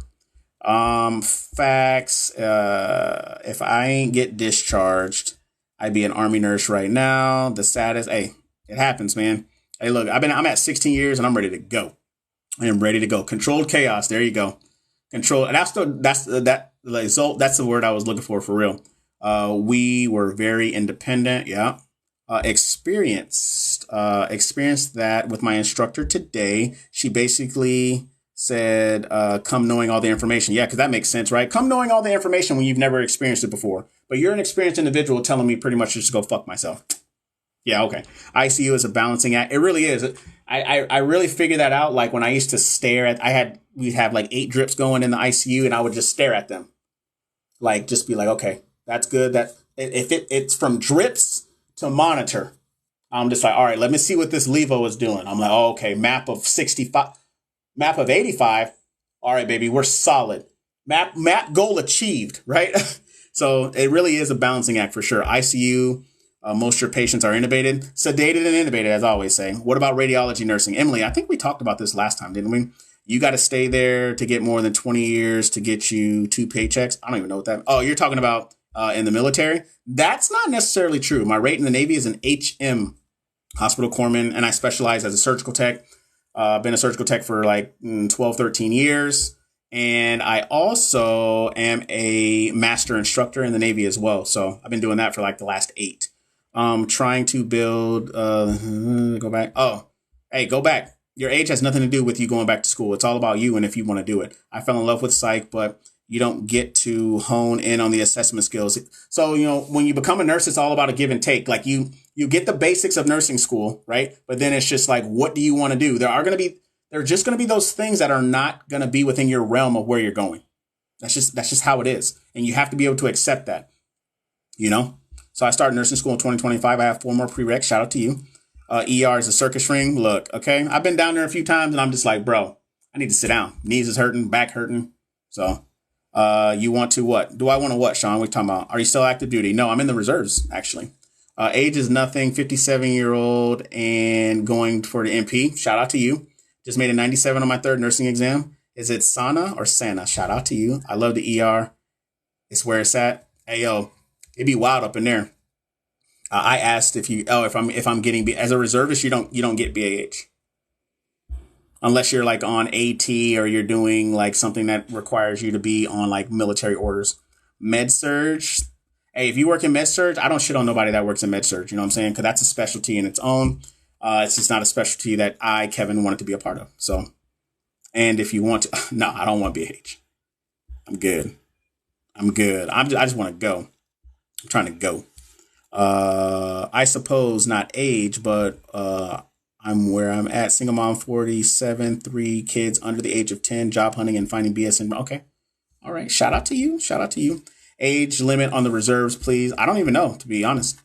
I don't even think there is really much of an age limit, right? I work med surg now. Monisa does work med surg, and she's been working there, what, a little over a year, right, Monisa? I love ICU, but love being a CRNA even more. I bet you do. Ma'am, I bet you do. I bet that paycheck you love. However, but now you're so focused. You're such a specialist now. You know, you don't have to worry. You can literally say that's not my job. However, you know, you're never too good to like, hey, I got a question. Can you help me? I know you ain't like that though. 17 is the age. Max age. Yeah, I work in med surg as a nurse aide. I get to see everything. Yeah, you do. Minimum age to enlist is 17. How would you describe med surg? I'll let Monica explain how med surg is. 20 years since school. Papers scare me. Math too. You know, I don't math. I'm not a big mather. You know, I love to teach though. I love teaching. Like my last 7 years on active duty was all like an instructor duties. Nope, never too good to help out with other stuff as well. I've literally had some, they're more like the anesthesiologists. I was just like, hey, can you grab that? And they were just like, oh, that's not my job. And I was just like, well, you're pretty useless then if you can't just hand me that. Literally, I've said that. And they're just like, who are you talking to? And I'm just like, oh, so you think you're too good to just, if I need some help? Okay, cool. I'll remember that when you need help. And the patient's not, you know, dying because they're the most important. But fuck me, right? So I'm telling you, some people be out here out of pocket. I just got a job in med surg, but my desire is labor and delivery. It's hard to get in. Yeah, because labor and delivery folks want you to have, I think, like at least a year or two of experience. Most people I know that go to labor and delivery try to escape it. I don't know. I made $51 an hour as a step down floor. Only been a nurse for a little over a year. Look, you made 51 as a step down nurse. Look, okay, you out here winning if that's how you're doing it. I love teaching ER. My students are puppies. I love them, and that's great. I love people that. Zolt, look, I'm just keeping it real, bro. But I love people that love to teach, that genuinely love to teach, because these nurses, hell, even these doctors that are out here that think that they're too good to teach somebody really blows my mind for the fact that y'all motherfuckers forgot that y'all used to be here in this position, asking all them questions. And now it's just like, hey, I know a lot. I'm too good to, I gatekeep all the answers. Okay, whatever. Never ever too good to help. Still a nurse, always. Facts. I encourage my coworkers and help them so much through school. They all have BSNs and my ADN. Look at that, Sarah. You know what's crazy? One of the nurse managers that I was really cool with, she's been a nurse for like 10 years, has her associate's degree and she's a manager. Everybody thinks that she has her master's degree, and all the nurses that work on the floor, almost all of them have their BSN, but nobody knows that she has her ADN, and she's one of the smartest, like hardworking nurses that I've ever seen, and very polite and very willing to help, go out of her way to help anybody on her floor, you know? So I got to do me now. That's facts. You got to do you. Love to teach. Don't get students anymore in the surgery center I work at. Yeah, because you're in the surgery center churning and burning them. I actually got a job offer to go work there, but I was just like, man, I don't know if I can handle all that. And I'm only saying that just because I feel old and broken. Will I need a BSN for PACU, or can I work with just an ADN? I don't think it matters, to be honest. I don't think it matters at all. I am an IMCU, but I've only been a new grad for 3 months and I want to leave. Oh my God. Trust me, you want to leave just like everybody else. What is better, paramedic to RN bridge versus traditional RN? Probably paramedic to RN bridge, because they have there's better things, I believe, but I wasn't a paramedic, so I don't know exactly what the curriculum, like syllabus that they have laid out for that. Most hospitals are pushing for BSN these days. So Zolt, that's very true. And they have been pushing for BSNs for the longest. However, COVID changed that. They changed that. I'll give you an example. At the hospital that I work at, they're short 200 nurses. They're short 200 nurses, but they're still telling they want everybody to get into a BSN program. And these BSN programs are backed up year, 2 years, 3 years. ADN programs backed up 1 year, 2 year, 3 years. So now it's just now they got LVNs. There's nothing wrong with LVNs. They were trying to get rid of LVNs. The thing about it, they never, LVNs and LPNs have always been here. It's just that the hospitals were trying to get rid of them. But now they're just like, oh my God, COVID happened. Come over here. And now the LVNs are like, nah, fuck you. And then there they go, back in there. True. You got a pulse. You get a facts. And you know what's crazy? I go up to like oncology. I go to, surgical. I go up to, of course, medical surgical. Nothing but LVNs. Nothing but LVNs. But let alone you want these administrators and all these other people to just shit on LVNs. And I'm not for it. I'm not for it at all. Hell, I was helping out with doing quality control. We were checking lines, lines and drains, doing the audits and stuff. And then next thing you know, like the LVNs are asking me questions. I'm like, yeah, come on, let me show you what's up. And they work just as hard. And they're great. I personally have not ran into one LVN who was up there who was just like, like up there like their shit didn't stink. At least from my experience. I'm pretty sure I'm waiting for it, but I haven't felt it yet. LVNs are the best. But why spend money on a BSN degree when the pay only goes up $1 to $2 an hour, at least where I live? Look, Fallout. First of all, Fallout Industries. That's that. Like Pit Boy talking about. Okay, anyway. So I don't understand that either. Hell, even with an ADN, if you have an associate's degree in nursing with RN, you make like $1 to $3 less than a BSN nurse does. But they're just like, hey, you need to go and get your bachelor's. The only reason they want you to get your bachelor's is so they can get magnet status. And when they get magnet status, they get more money from, the government. That's it. Admins have zero medical experience with MBAs. Yep, they do. Period.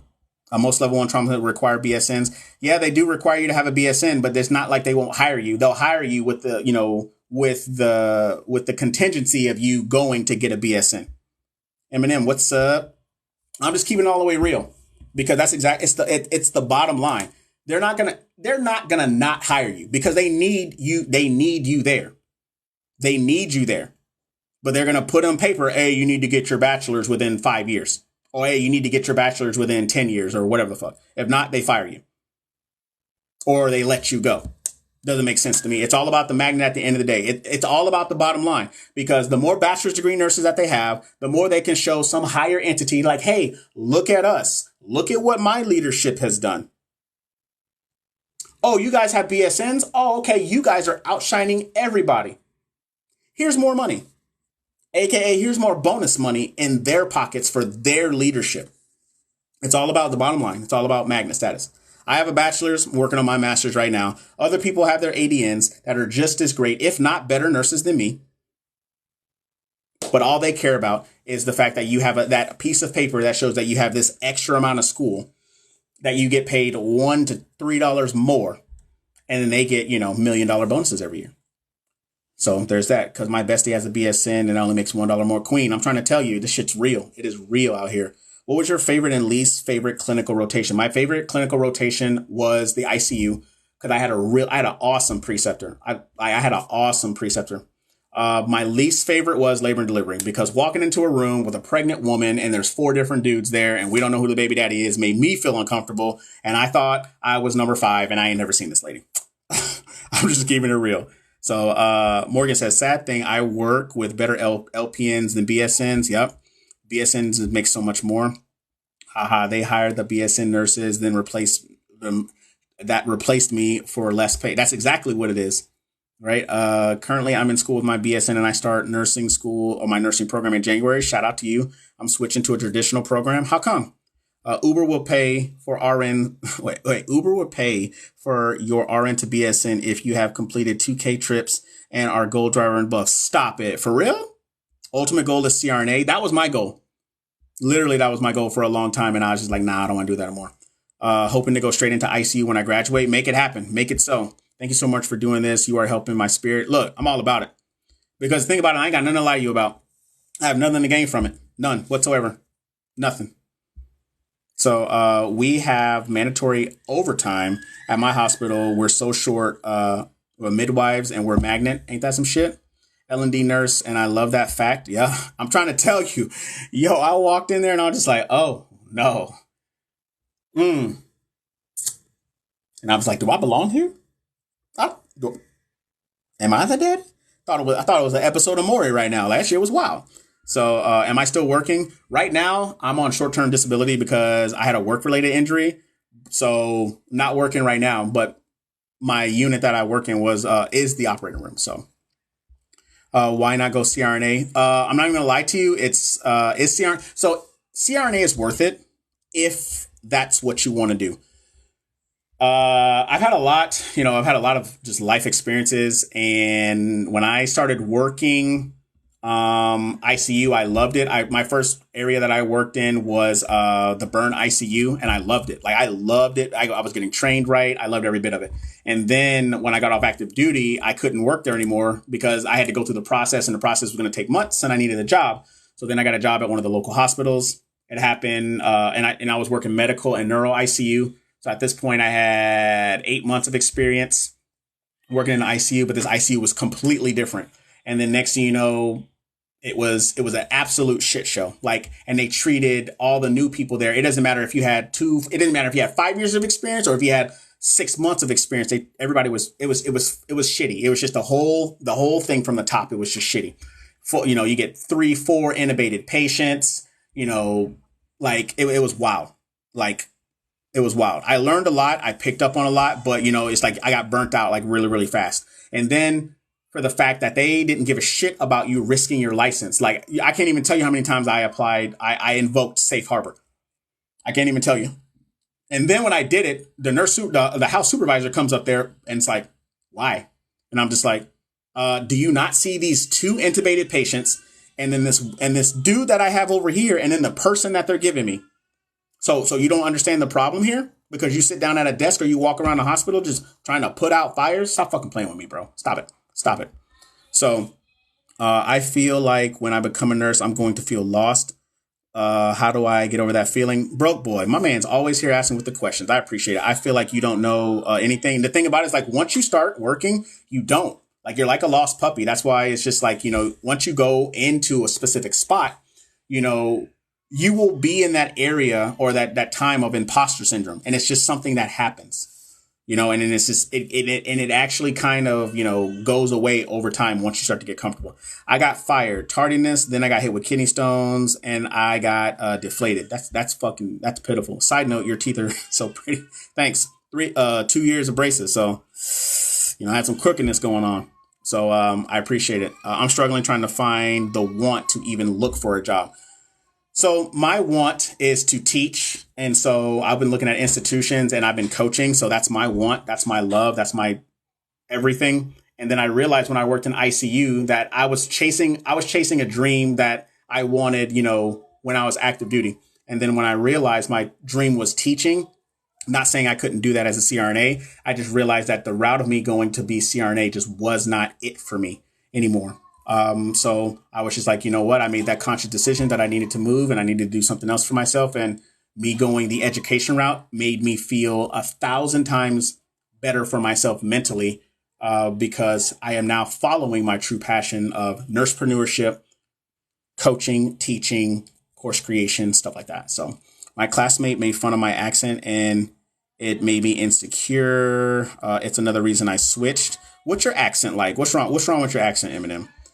Were there many people in your class that dropped out? Half of my class dropped out. Half of my class dropped out. For my class specifically, we had 60 and we graduated 30 from my specific class. What should I do as a new grad so I don't get burnt out? Leave work at work. Leave work at work. If they call you in, don't go in. I'm being completely honest. Take vacations. Express yourself. Let them know if you don't know something so you can get the proper training. And if people don't respect you, I'm being completely honest. You need to find a better place for yourself. I got burnt out in the ICU being there for a total of a year and like 3 months. And I was just like, all right, cool. I'm out. Got to go. And I don't got no shame in telling nobody. Some people were just like, oh, you just don't want to go through the struggle. And I'm just like, okay. I was like, you got that from like a 4-minute talk or a 19-second fucking reel. Like, chill the fuck out, bro. Get off your high horse. Get off your high horse. Get off of it. You do feel lost. Yep. but find the good references, the good books, websites in person. I'm telling you right now, if you can find a good preceptor, listen to me, all 72 of y'all. If you can find a good preceptor, for the love of God, stick with them all the time. Be a sponge. Ask them questions. Do it all. Uber can cover 100% tuition. Yeah, you said that. ASU online. Yeah, I'd like to pursue that somehow. Teaching hard with an ADN. Got to figure that out. Honestly, you got to go back to school. That's the big thing. Can you be a CRNA and an MP? No, you can't. Like, here's the thing. It's just like, if you either want to be one or the other. You don't want to do both. They're two different scopes of practice. Pinky said, I just started nursing and I want to leave bedside. I'm already burnt out. It is the thing about it. There's so many other non-traditional jobs that you can do as a 2-year nurse, as a 4-year nurse, master level, LVN. I recommend everybody going to look at the remote nurse. Like, go on Instagram, type in the remote nurse, and they drop remote nursing jobs every single day, every day. Go check them out. Even for MPs, PAs, and LVNs. Y'all better stop playing with me. I'm all about escaping bedside. Not even playing with you. As transferable to a family member. Oh, okay. Is there a route to be of being flexible in your specialty? What do you mean? Let me tell you, most of my patients have accents. Okay. Yes. I live in San Antonio and the primary language is Spanish, and they get mad at me that I don't speak Spanish. I'm like, I can understand a little bit about what you're saying. So I'm Persian and can't pronounce like Americans, and they make fun of my of that. For you have a great accent. You have a great accent. Like, don't. The thing about it is, like, when people do shit like that, they're insecure with themselves, and you're very secure with yourself. So be proud of the fact that you speak 2 languages, and the majority of those motherfuckers don't. You speak at least 2 languages, right? So I wouldn't even sweat that. Switching to home health, hey, good for you. I allow myself to be used and abused by management and patient burnt out 100% after COVID. Sarah, you need to go. I have practicums coming up. Advice, broke boy. Give me a little bit more clarity. Like, what kind of practicums? Okay, I hear you. I'll go back to school. Okay, remote nursing on IG. Facts. Yeah, write it down. Have you heard of the insurance nurse? As a matter of fact, you can actually, as a nurse, as an RN, I'm not sure about LVNs or LPNs, but you got to go look. But as an RN, you can get 100% remote jobs, y'all. Like case management, telenursing, fucking data utilization. Like, go to Blue Cross Blue Shield, go to careers, and then type that shit in and watch how many jobs pop up. A good preceptor is key, 100%. My job is in office, but you could have been 100% remote, and I make $98K. Look, Sarah, that's what I'm talking about. I wanted to work at least in the hospital for 2 years, then go back to school. Yep, I've been out of school for 5 years, and I'm just like, yep, let me go ahead and go back and get my master's. I live in San Antonio too, and I'm not Spanish, and they get mad when I don't. I'm Destiny. Look, it's wild, ain't it? They roll their eyes at you too. They roll their eyes at you. They're like, how do you not speak Spanish? Bro, what the fuck? What you mean? How you not speak English? You know what I'm saying? Like, no shade to people, but I'm just like, hey, bro, help me help you. Okay. As a student, do you give your notes away to anyone that asks? I have actually all the notes that I did have, I gave to people that were going to school. I don't even have them anymore. You got holidays and weekends off. So I'm saying, look at that, Eminem. You speak 3 languages, girl. What languages you speak? English, I know. Tell me the other 2. I want to do remote nursing so bad, but I want one more year. Then I want to enroll in DMP. What is that? Clinical nurse management? I'm assuming that's what that is, right? I speak 3 languages, so I don't care what people have to say about any accent. That's what I'm talking about. Look, I roll my R's just like everybody else. Probably not as good, probably not as bad, but you know. I don't want to get bored doing the same thing as a CRNA. With the MP, it's a bit broader, and that depends. That depends on what you could go do. Trauma as a CRNA, you could do freaking, you could do a lot. You could do pain management. You could do so many other things. Oh Lord, let me hear that. Love accents. Healthcare is way more diverse than the public. That's what I'm trying to say. Just like the military is way more diverse than what these people want to act like. Any potential advice for paramedic transitioning to PEDS, ER, and the PICU? Give me a second, Courtney. Give me a second. Let me ponder on that one. My phone died. I don't know if you answered my questions. Okay, so Broke Boy, I want you to give me more clarity on the practicum. Like, what exactly are you doing?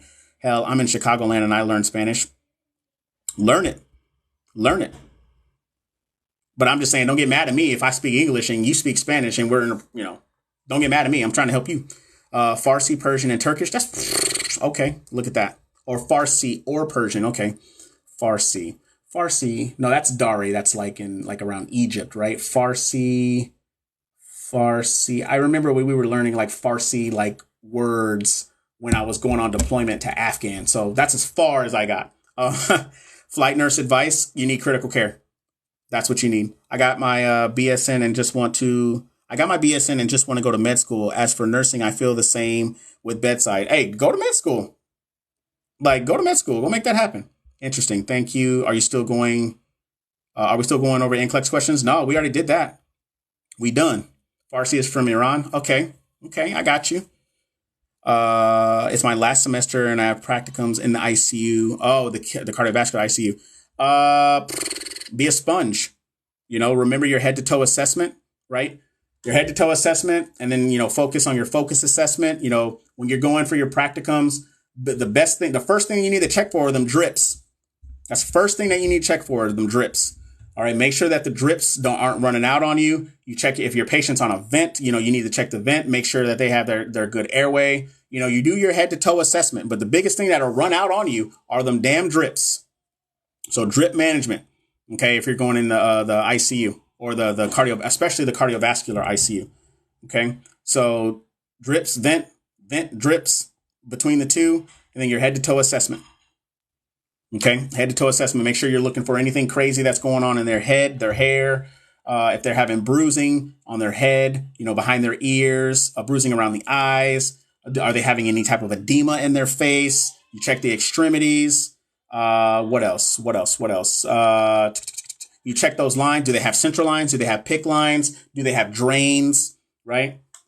And then, of course, once you check the patient on the front, you need to turn the patient over, right? You need to make sure we're checking the patient's back for any type of pressure injuries or anything like that. Do they have a diaper? Have they have a code brown? Check their Foleys, all that head to toe stuff. I still hear drip alarms in my sleep from the telly. Look, I still hear code blue sounds. I know y'all hate me because y'all see it pop up on TikTok, but I still hear code blue sounds while I'm taking a shower and I'm freaking the fuck out. Like it's bad. It's bad. I applaud anyone who do ICU nursing. I did ICU nursing for a year. The whole point. So I loved ICU nursing. I did. I loved everything, the autonomy. I loved all that stuff. I loved how I was conveying with the MPs and the pulmonologists and the neurologists, all the different specialties. I enjoyed that, but it's just the overall atmosphere was just, from management down was just fucking terrible. And I was just for my own mental health, before I beat a motherfucker up, I got to go before I lose it. Broke Boy, you're welcome. Nurse PTSD is real. Facts. And I'm telling you, it was toxic. It's toxic. That's why. And I'm telling you right now, there was one girl who went there. I swear to you, there was a code in 15 minutes. And then that patient died. And she was like, I can't do this. Literally was like, I can't do this. Caitlin, what up? JC, what up? Y'all are late. We already done with the questions. So, hey, what else y'all got? Hey, I've been talking the whole time. Shout out to all 63 of y'all in here rocking with me. JC, you passed that NCLEX? Baby, that's what I'm talking about. Everybody give her flowers right now. Why did I think this was Jason Derulo? Because this is. Stop playing games with me. You want me to sing you a song? Girl, you the one. All right, let me stop. But you know what's up. So... But yeah, shout out to JC. Everybody give her props. JC, I want you to go. And I want you to DM me and I want you to tell me that you passed NCLEX. And I want you to at least tell me that, hey, that the lives worked for you. Tell me what worked for you. If the lives worked, I want you to tell me, if the camaraderie worked, if something I told you worked, just let me know. All right. That way I can give you your flowers on my site. Or of course, this goes up on YouTube, all that good stuff. Somebody said, how bad is the new NCLEX? Hindsight's 2020 for me. I think it's actually pretty great. So Let me see. It says, where can I find the old videos? What, Caitlin, what are you talking about? What old videos? That's my fear, losing a patient. How do you snap out of it so fast? It's hard. I've lost patients. I've had patients. It's really sad to see a patient, to see life leave them right in front of your eyes. And then, they're just like, hey, we got to get them cleaned up and we got to get this room turned over because we got another patient coming up here. There's something that I like to call a debrief, and we had debriefs after that. But when I tell you debriefs, it was me and a few of us nurses going out to fucking snooze or going to like a restaurant in the morning and decompressing, talking about it. And I recommend everybody doing that. I witnessed something no one should ever see in a hospital setting. I'm telling you right now, there are things that I wish that I could unsee, like unethical things, and I'm just like, or just things in general. And I'm just like, you kind of have to bear with it. But I recommend talking to somebody, 100% talking to somebody. So going to a therapist, being in a support group. This could be a therapy session. We could talk amongst each other. So that's why I disappeared a lot. Thank you for your help. JC, you are welcome, ma'am. You are welcome. Sharing your page with my nursing school baby friends. That's what I'm talking about, Sarah. I appreciate you. Like to rewatch your old lives, or is it possible? Yeah, Caitlin, go to the Boot Nurse on YouTube. All of my lives are up there. All of them. So you can go back and rewatch all of them. It says, what do you like most about teaching? The aha moments. Like legit. When it's just like, oh, that makes sense. Or for the fact where somebody went from point A to point B to where they were so nervous about something and now they're just spitting it out. But not only spitting it out, but able to articulate it to me as well as be able to perform it in front of me. I love it. I'm a very tough instructor, but in the end, I'd rather you hate me now and love me later for the fact that I at least showed you the proper way to do it. That way you don't go out there, fuck up and the potential of you losing your license or certification. Because remember, I used to be a search tech instructor too. So since you want to be an educator, would you want to be a preceptor as well? So I'm already a preceptor at my hospital. So I've been precepting for a while. Read the book Being Mortal. It's excellent. Okay. All right. Send me that, Sarah. So that way I can look it up on Audible and I can listen to it. Lost my first patient today. I'm sorry that you lost your first patient. Was it Rich Black Beauty? But like I was saying, it's, have a debrief. Have a debrief with people who understand what you've been through. That's what I would say to you, right? Like me. You could have a debrief with me. You could have a debrief with anybody that I recommend that has essentially been through and walked that same line. And that's what this is for. Like, and ask me anything, like, let's talk about it, So that would be one of my suggestions. Don't drink, don't hide behind the bottle, talk to somebody. And your hospital has things in place for it. Ask your management about it. Tell them, hey, I need to talk to somebody and I need for y'all to find them, like provide them, because hospitals provide it. The best thing you can do for someone is care for them at the time of their death. Facts, 100%. Caitlin, you're welcome. Breaking down the question and using clinical reasoning is what helped me and most of your lives. That's what I'm talking about. Hey, clinical reasoning, clinical judgment, critical thinking, right? Following the trends, breaking the question down. What are they truly asking you? You pay more attention to the modifying phrase, aka the last portion of the question, than the original noun. I didn't say that the original noun wasn't important, but the last portion of the question is really asking you they're really asking you like what they want. Okay. Those are the best. Will do. I volunteered at LA County Hospital and MP told me best advice I can give you is to become an MP. And they're right. They'll tell you, hey, the fastest way out of bedside is to get your degree and advance to something else because they'll slave you at bedside. I don't know how some of these people can work bedside for 20, 30, 40 years and just not like be really burnt out. But then again, we live in different times of nursing to where they just there was a period where they didn't, I guess, necessarily throw you to the rules. But when COVID happened, the way it doesn't matter if RNs don't like you. What do you mean? Oh, that way it doesn't matter if RNs don't like you. Facts. Are you a preceptor at Baptist, Methodist, or a university, if you don't mind me asking? Destiny, I wish I could tell you. I will let you hold on to that, though, and just think to yourself which one. JC, my best advice is don't overclick on the select all that applies only. Don't overclick on the select all that apply. Only the ones you absolutely are sure for. Absolutely. Don't you ever. That's how it happens. Selecting one more than you shouldn't select. That's exactly how it happens. So there's that. I appreciate all 50 plus of y'all still rocking with me. What else y'all got? If y'all are new here, I want to know who you are, where you're from, where you're at in your nursing journey. My name is Kevin.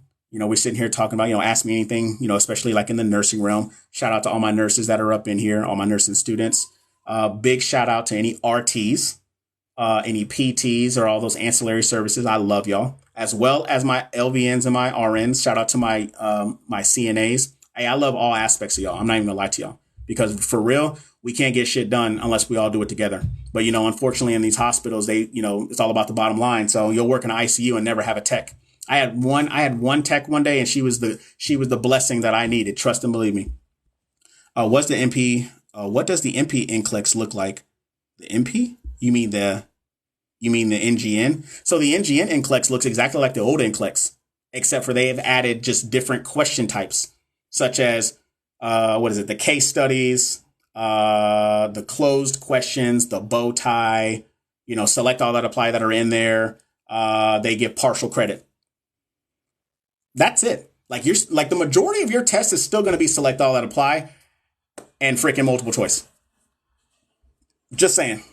So Cleveland, Ohio LPN sitting from RN soon. Shout out to you.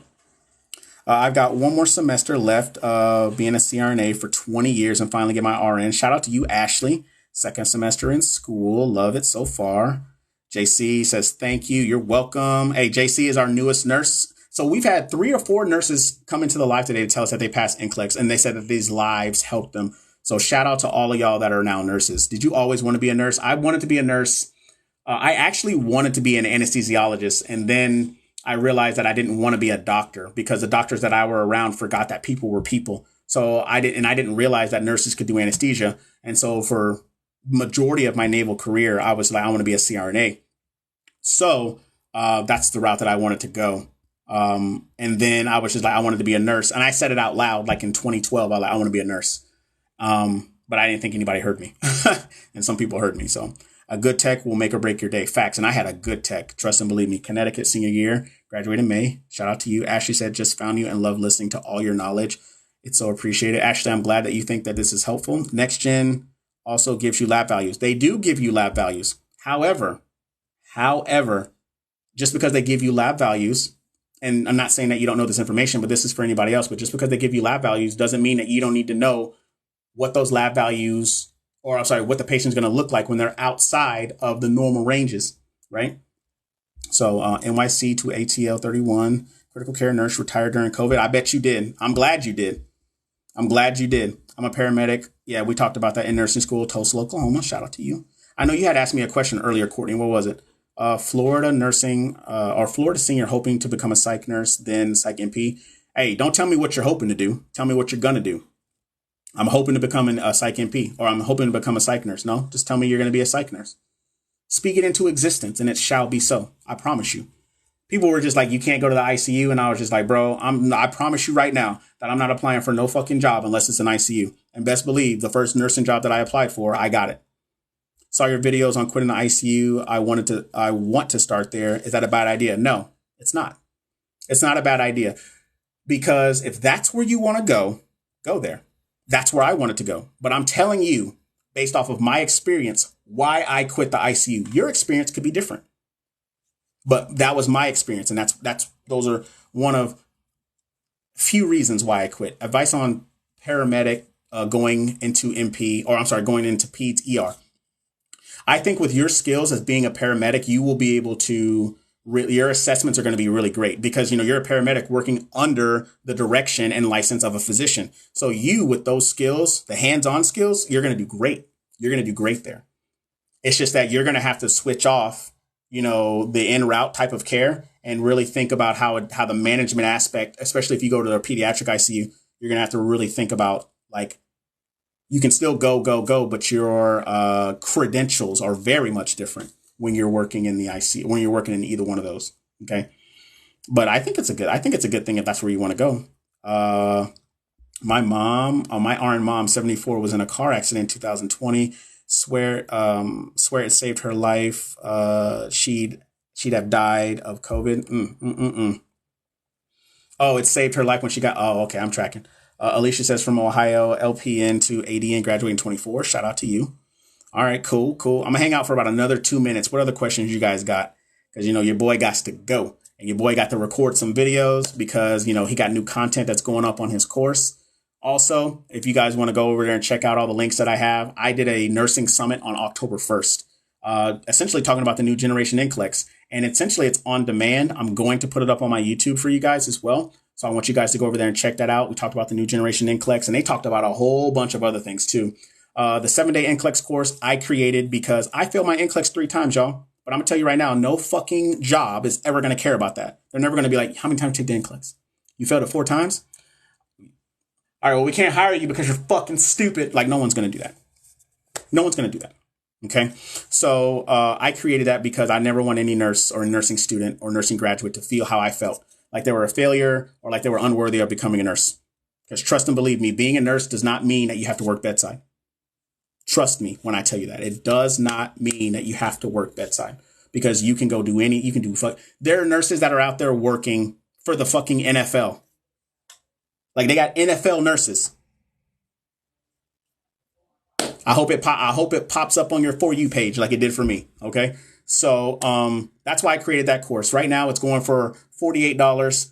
I'm working on getting my new generation NCLEX review in there, as well as I'm breaking down the 8 sections of the NCLEX client needs. So, management of care, pharmacology, so on and so forth. And I'm putting those in there, and those are going to be up in the next couple of weeks. So if you know anybody that's graduating, within the next 6 months or to a year or anything like that, and they're interested in, check it out. Once you get it, it is yours. And that's a pre-launch gift that I'm giving to an early adopter. So once you get it, you get all the updates. Okay. So I just want to let y'all know that. What is this? It says, thank you for your knowledge and insight on the nursing profession. Very helpful. Lindsay, I am glad that's helpful. Thank you for the knowledge. Broke boy, you know what I'm about. Porsche, Alabama will be a psych nurse in 2025. That's what I'm talking about. You will be a psych nurse. I was just looking into NFL nursing. I'm trying to tell you. How do I become an NFL nurse? I heard that Homegirl found it on Indeed. I don't know. So just go and think about that. But all right, y'all, it is 7:30. I appreciate everybody for coming through. Make sure you guys follow me. Make sure you guys share. I do this every Monday, Wednesday, Fridays. I'm just saying 5:30. So I appreciate everybody being here. If you guys have any other questions, you guys know where to find me. Make sure you guys check out the 7-day NCLEX course if you know anybody that needs it. You guys are great. Make sure you take care of yourself. Be kind to yourself. All that good jazz, because there's only one you. If you can't take care of you, you can't fucking take care of nobody else, to include them badass kids you got. Because I got some. I'm just letting y'all know. All right. So I appreciate y'all. I hope everybody has a safe and a wonderful weekend, and I will catch you guys on Monday. Bye.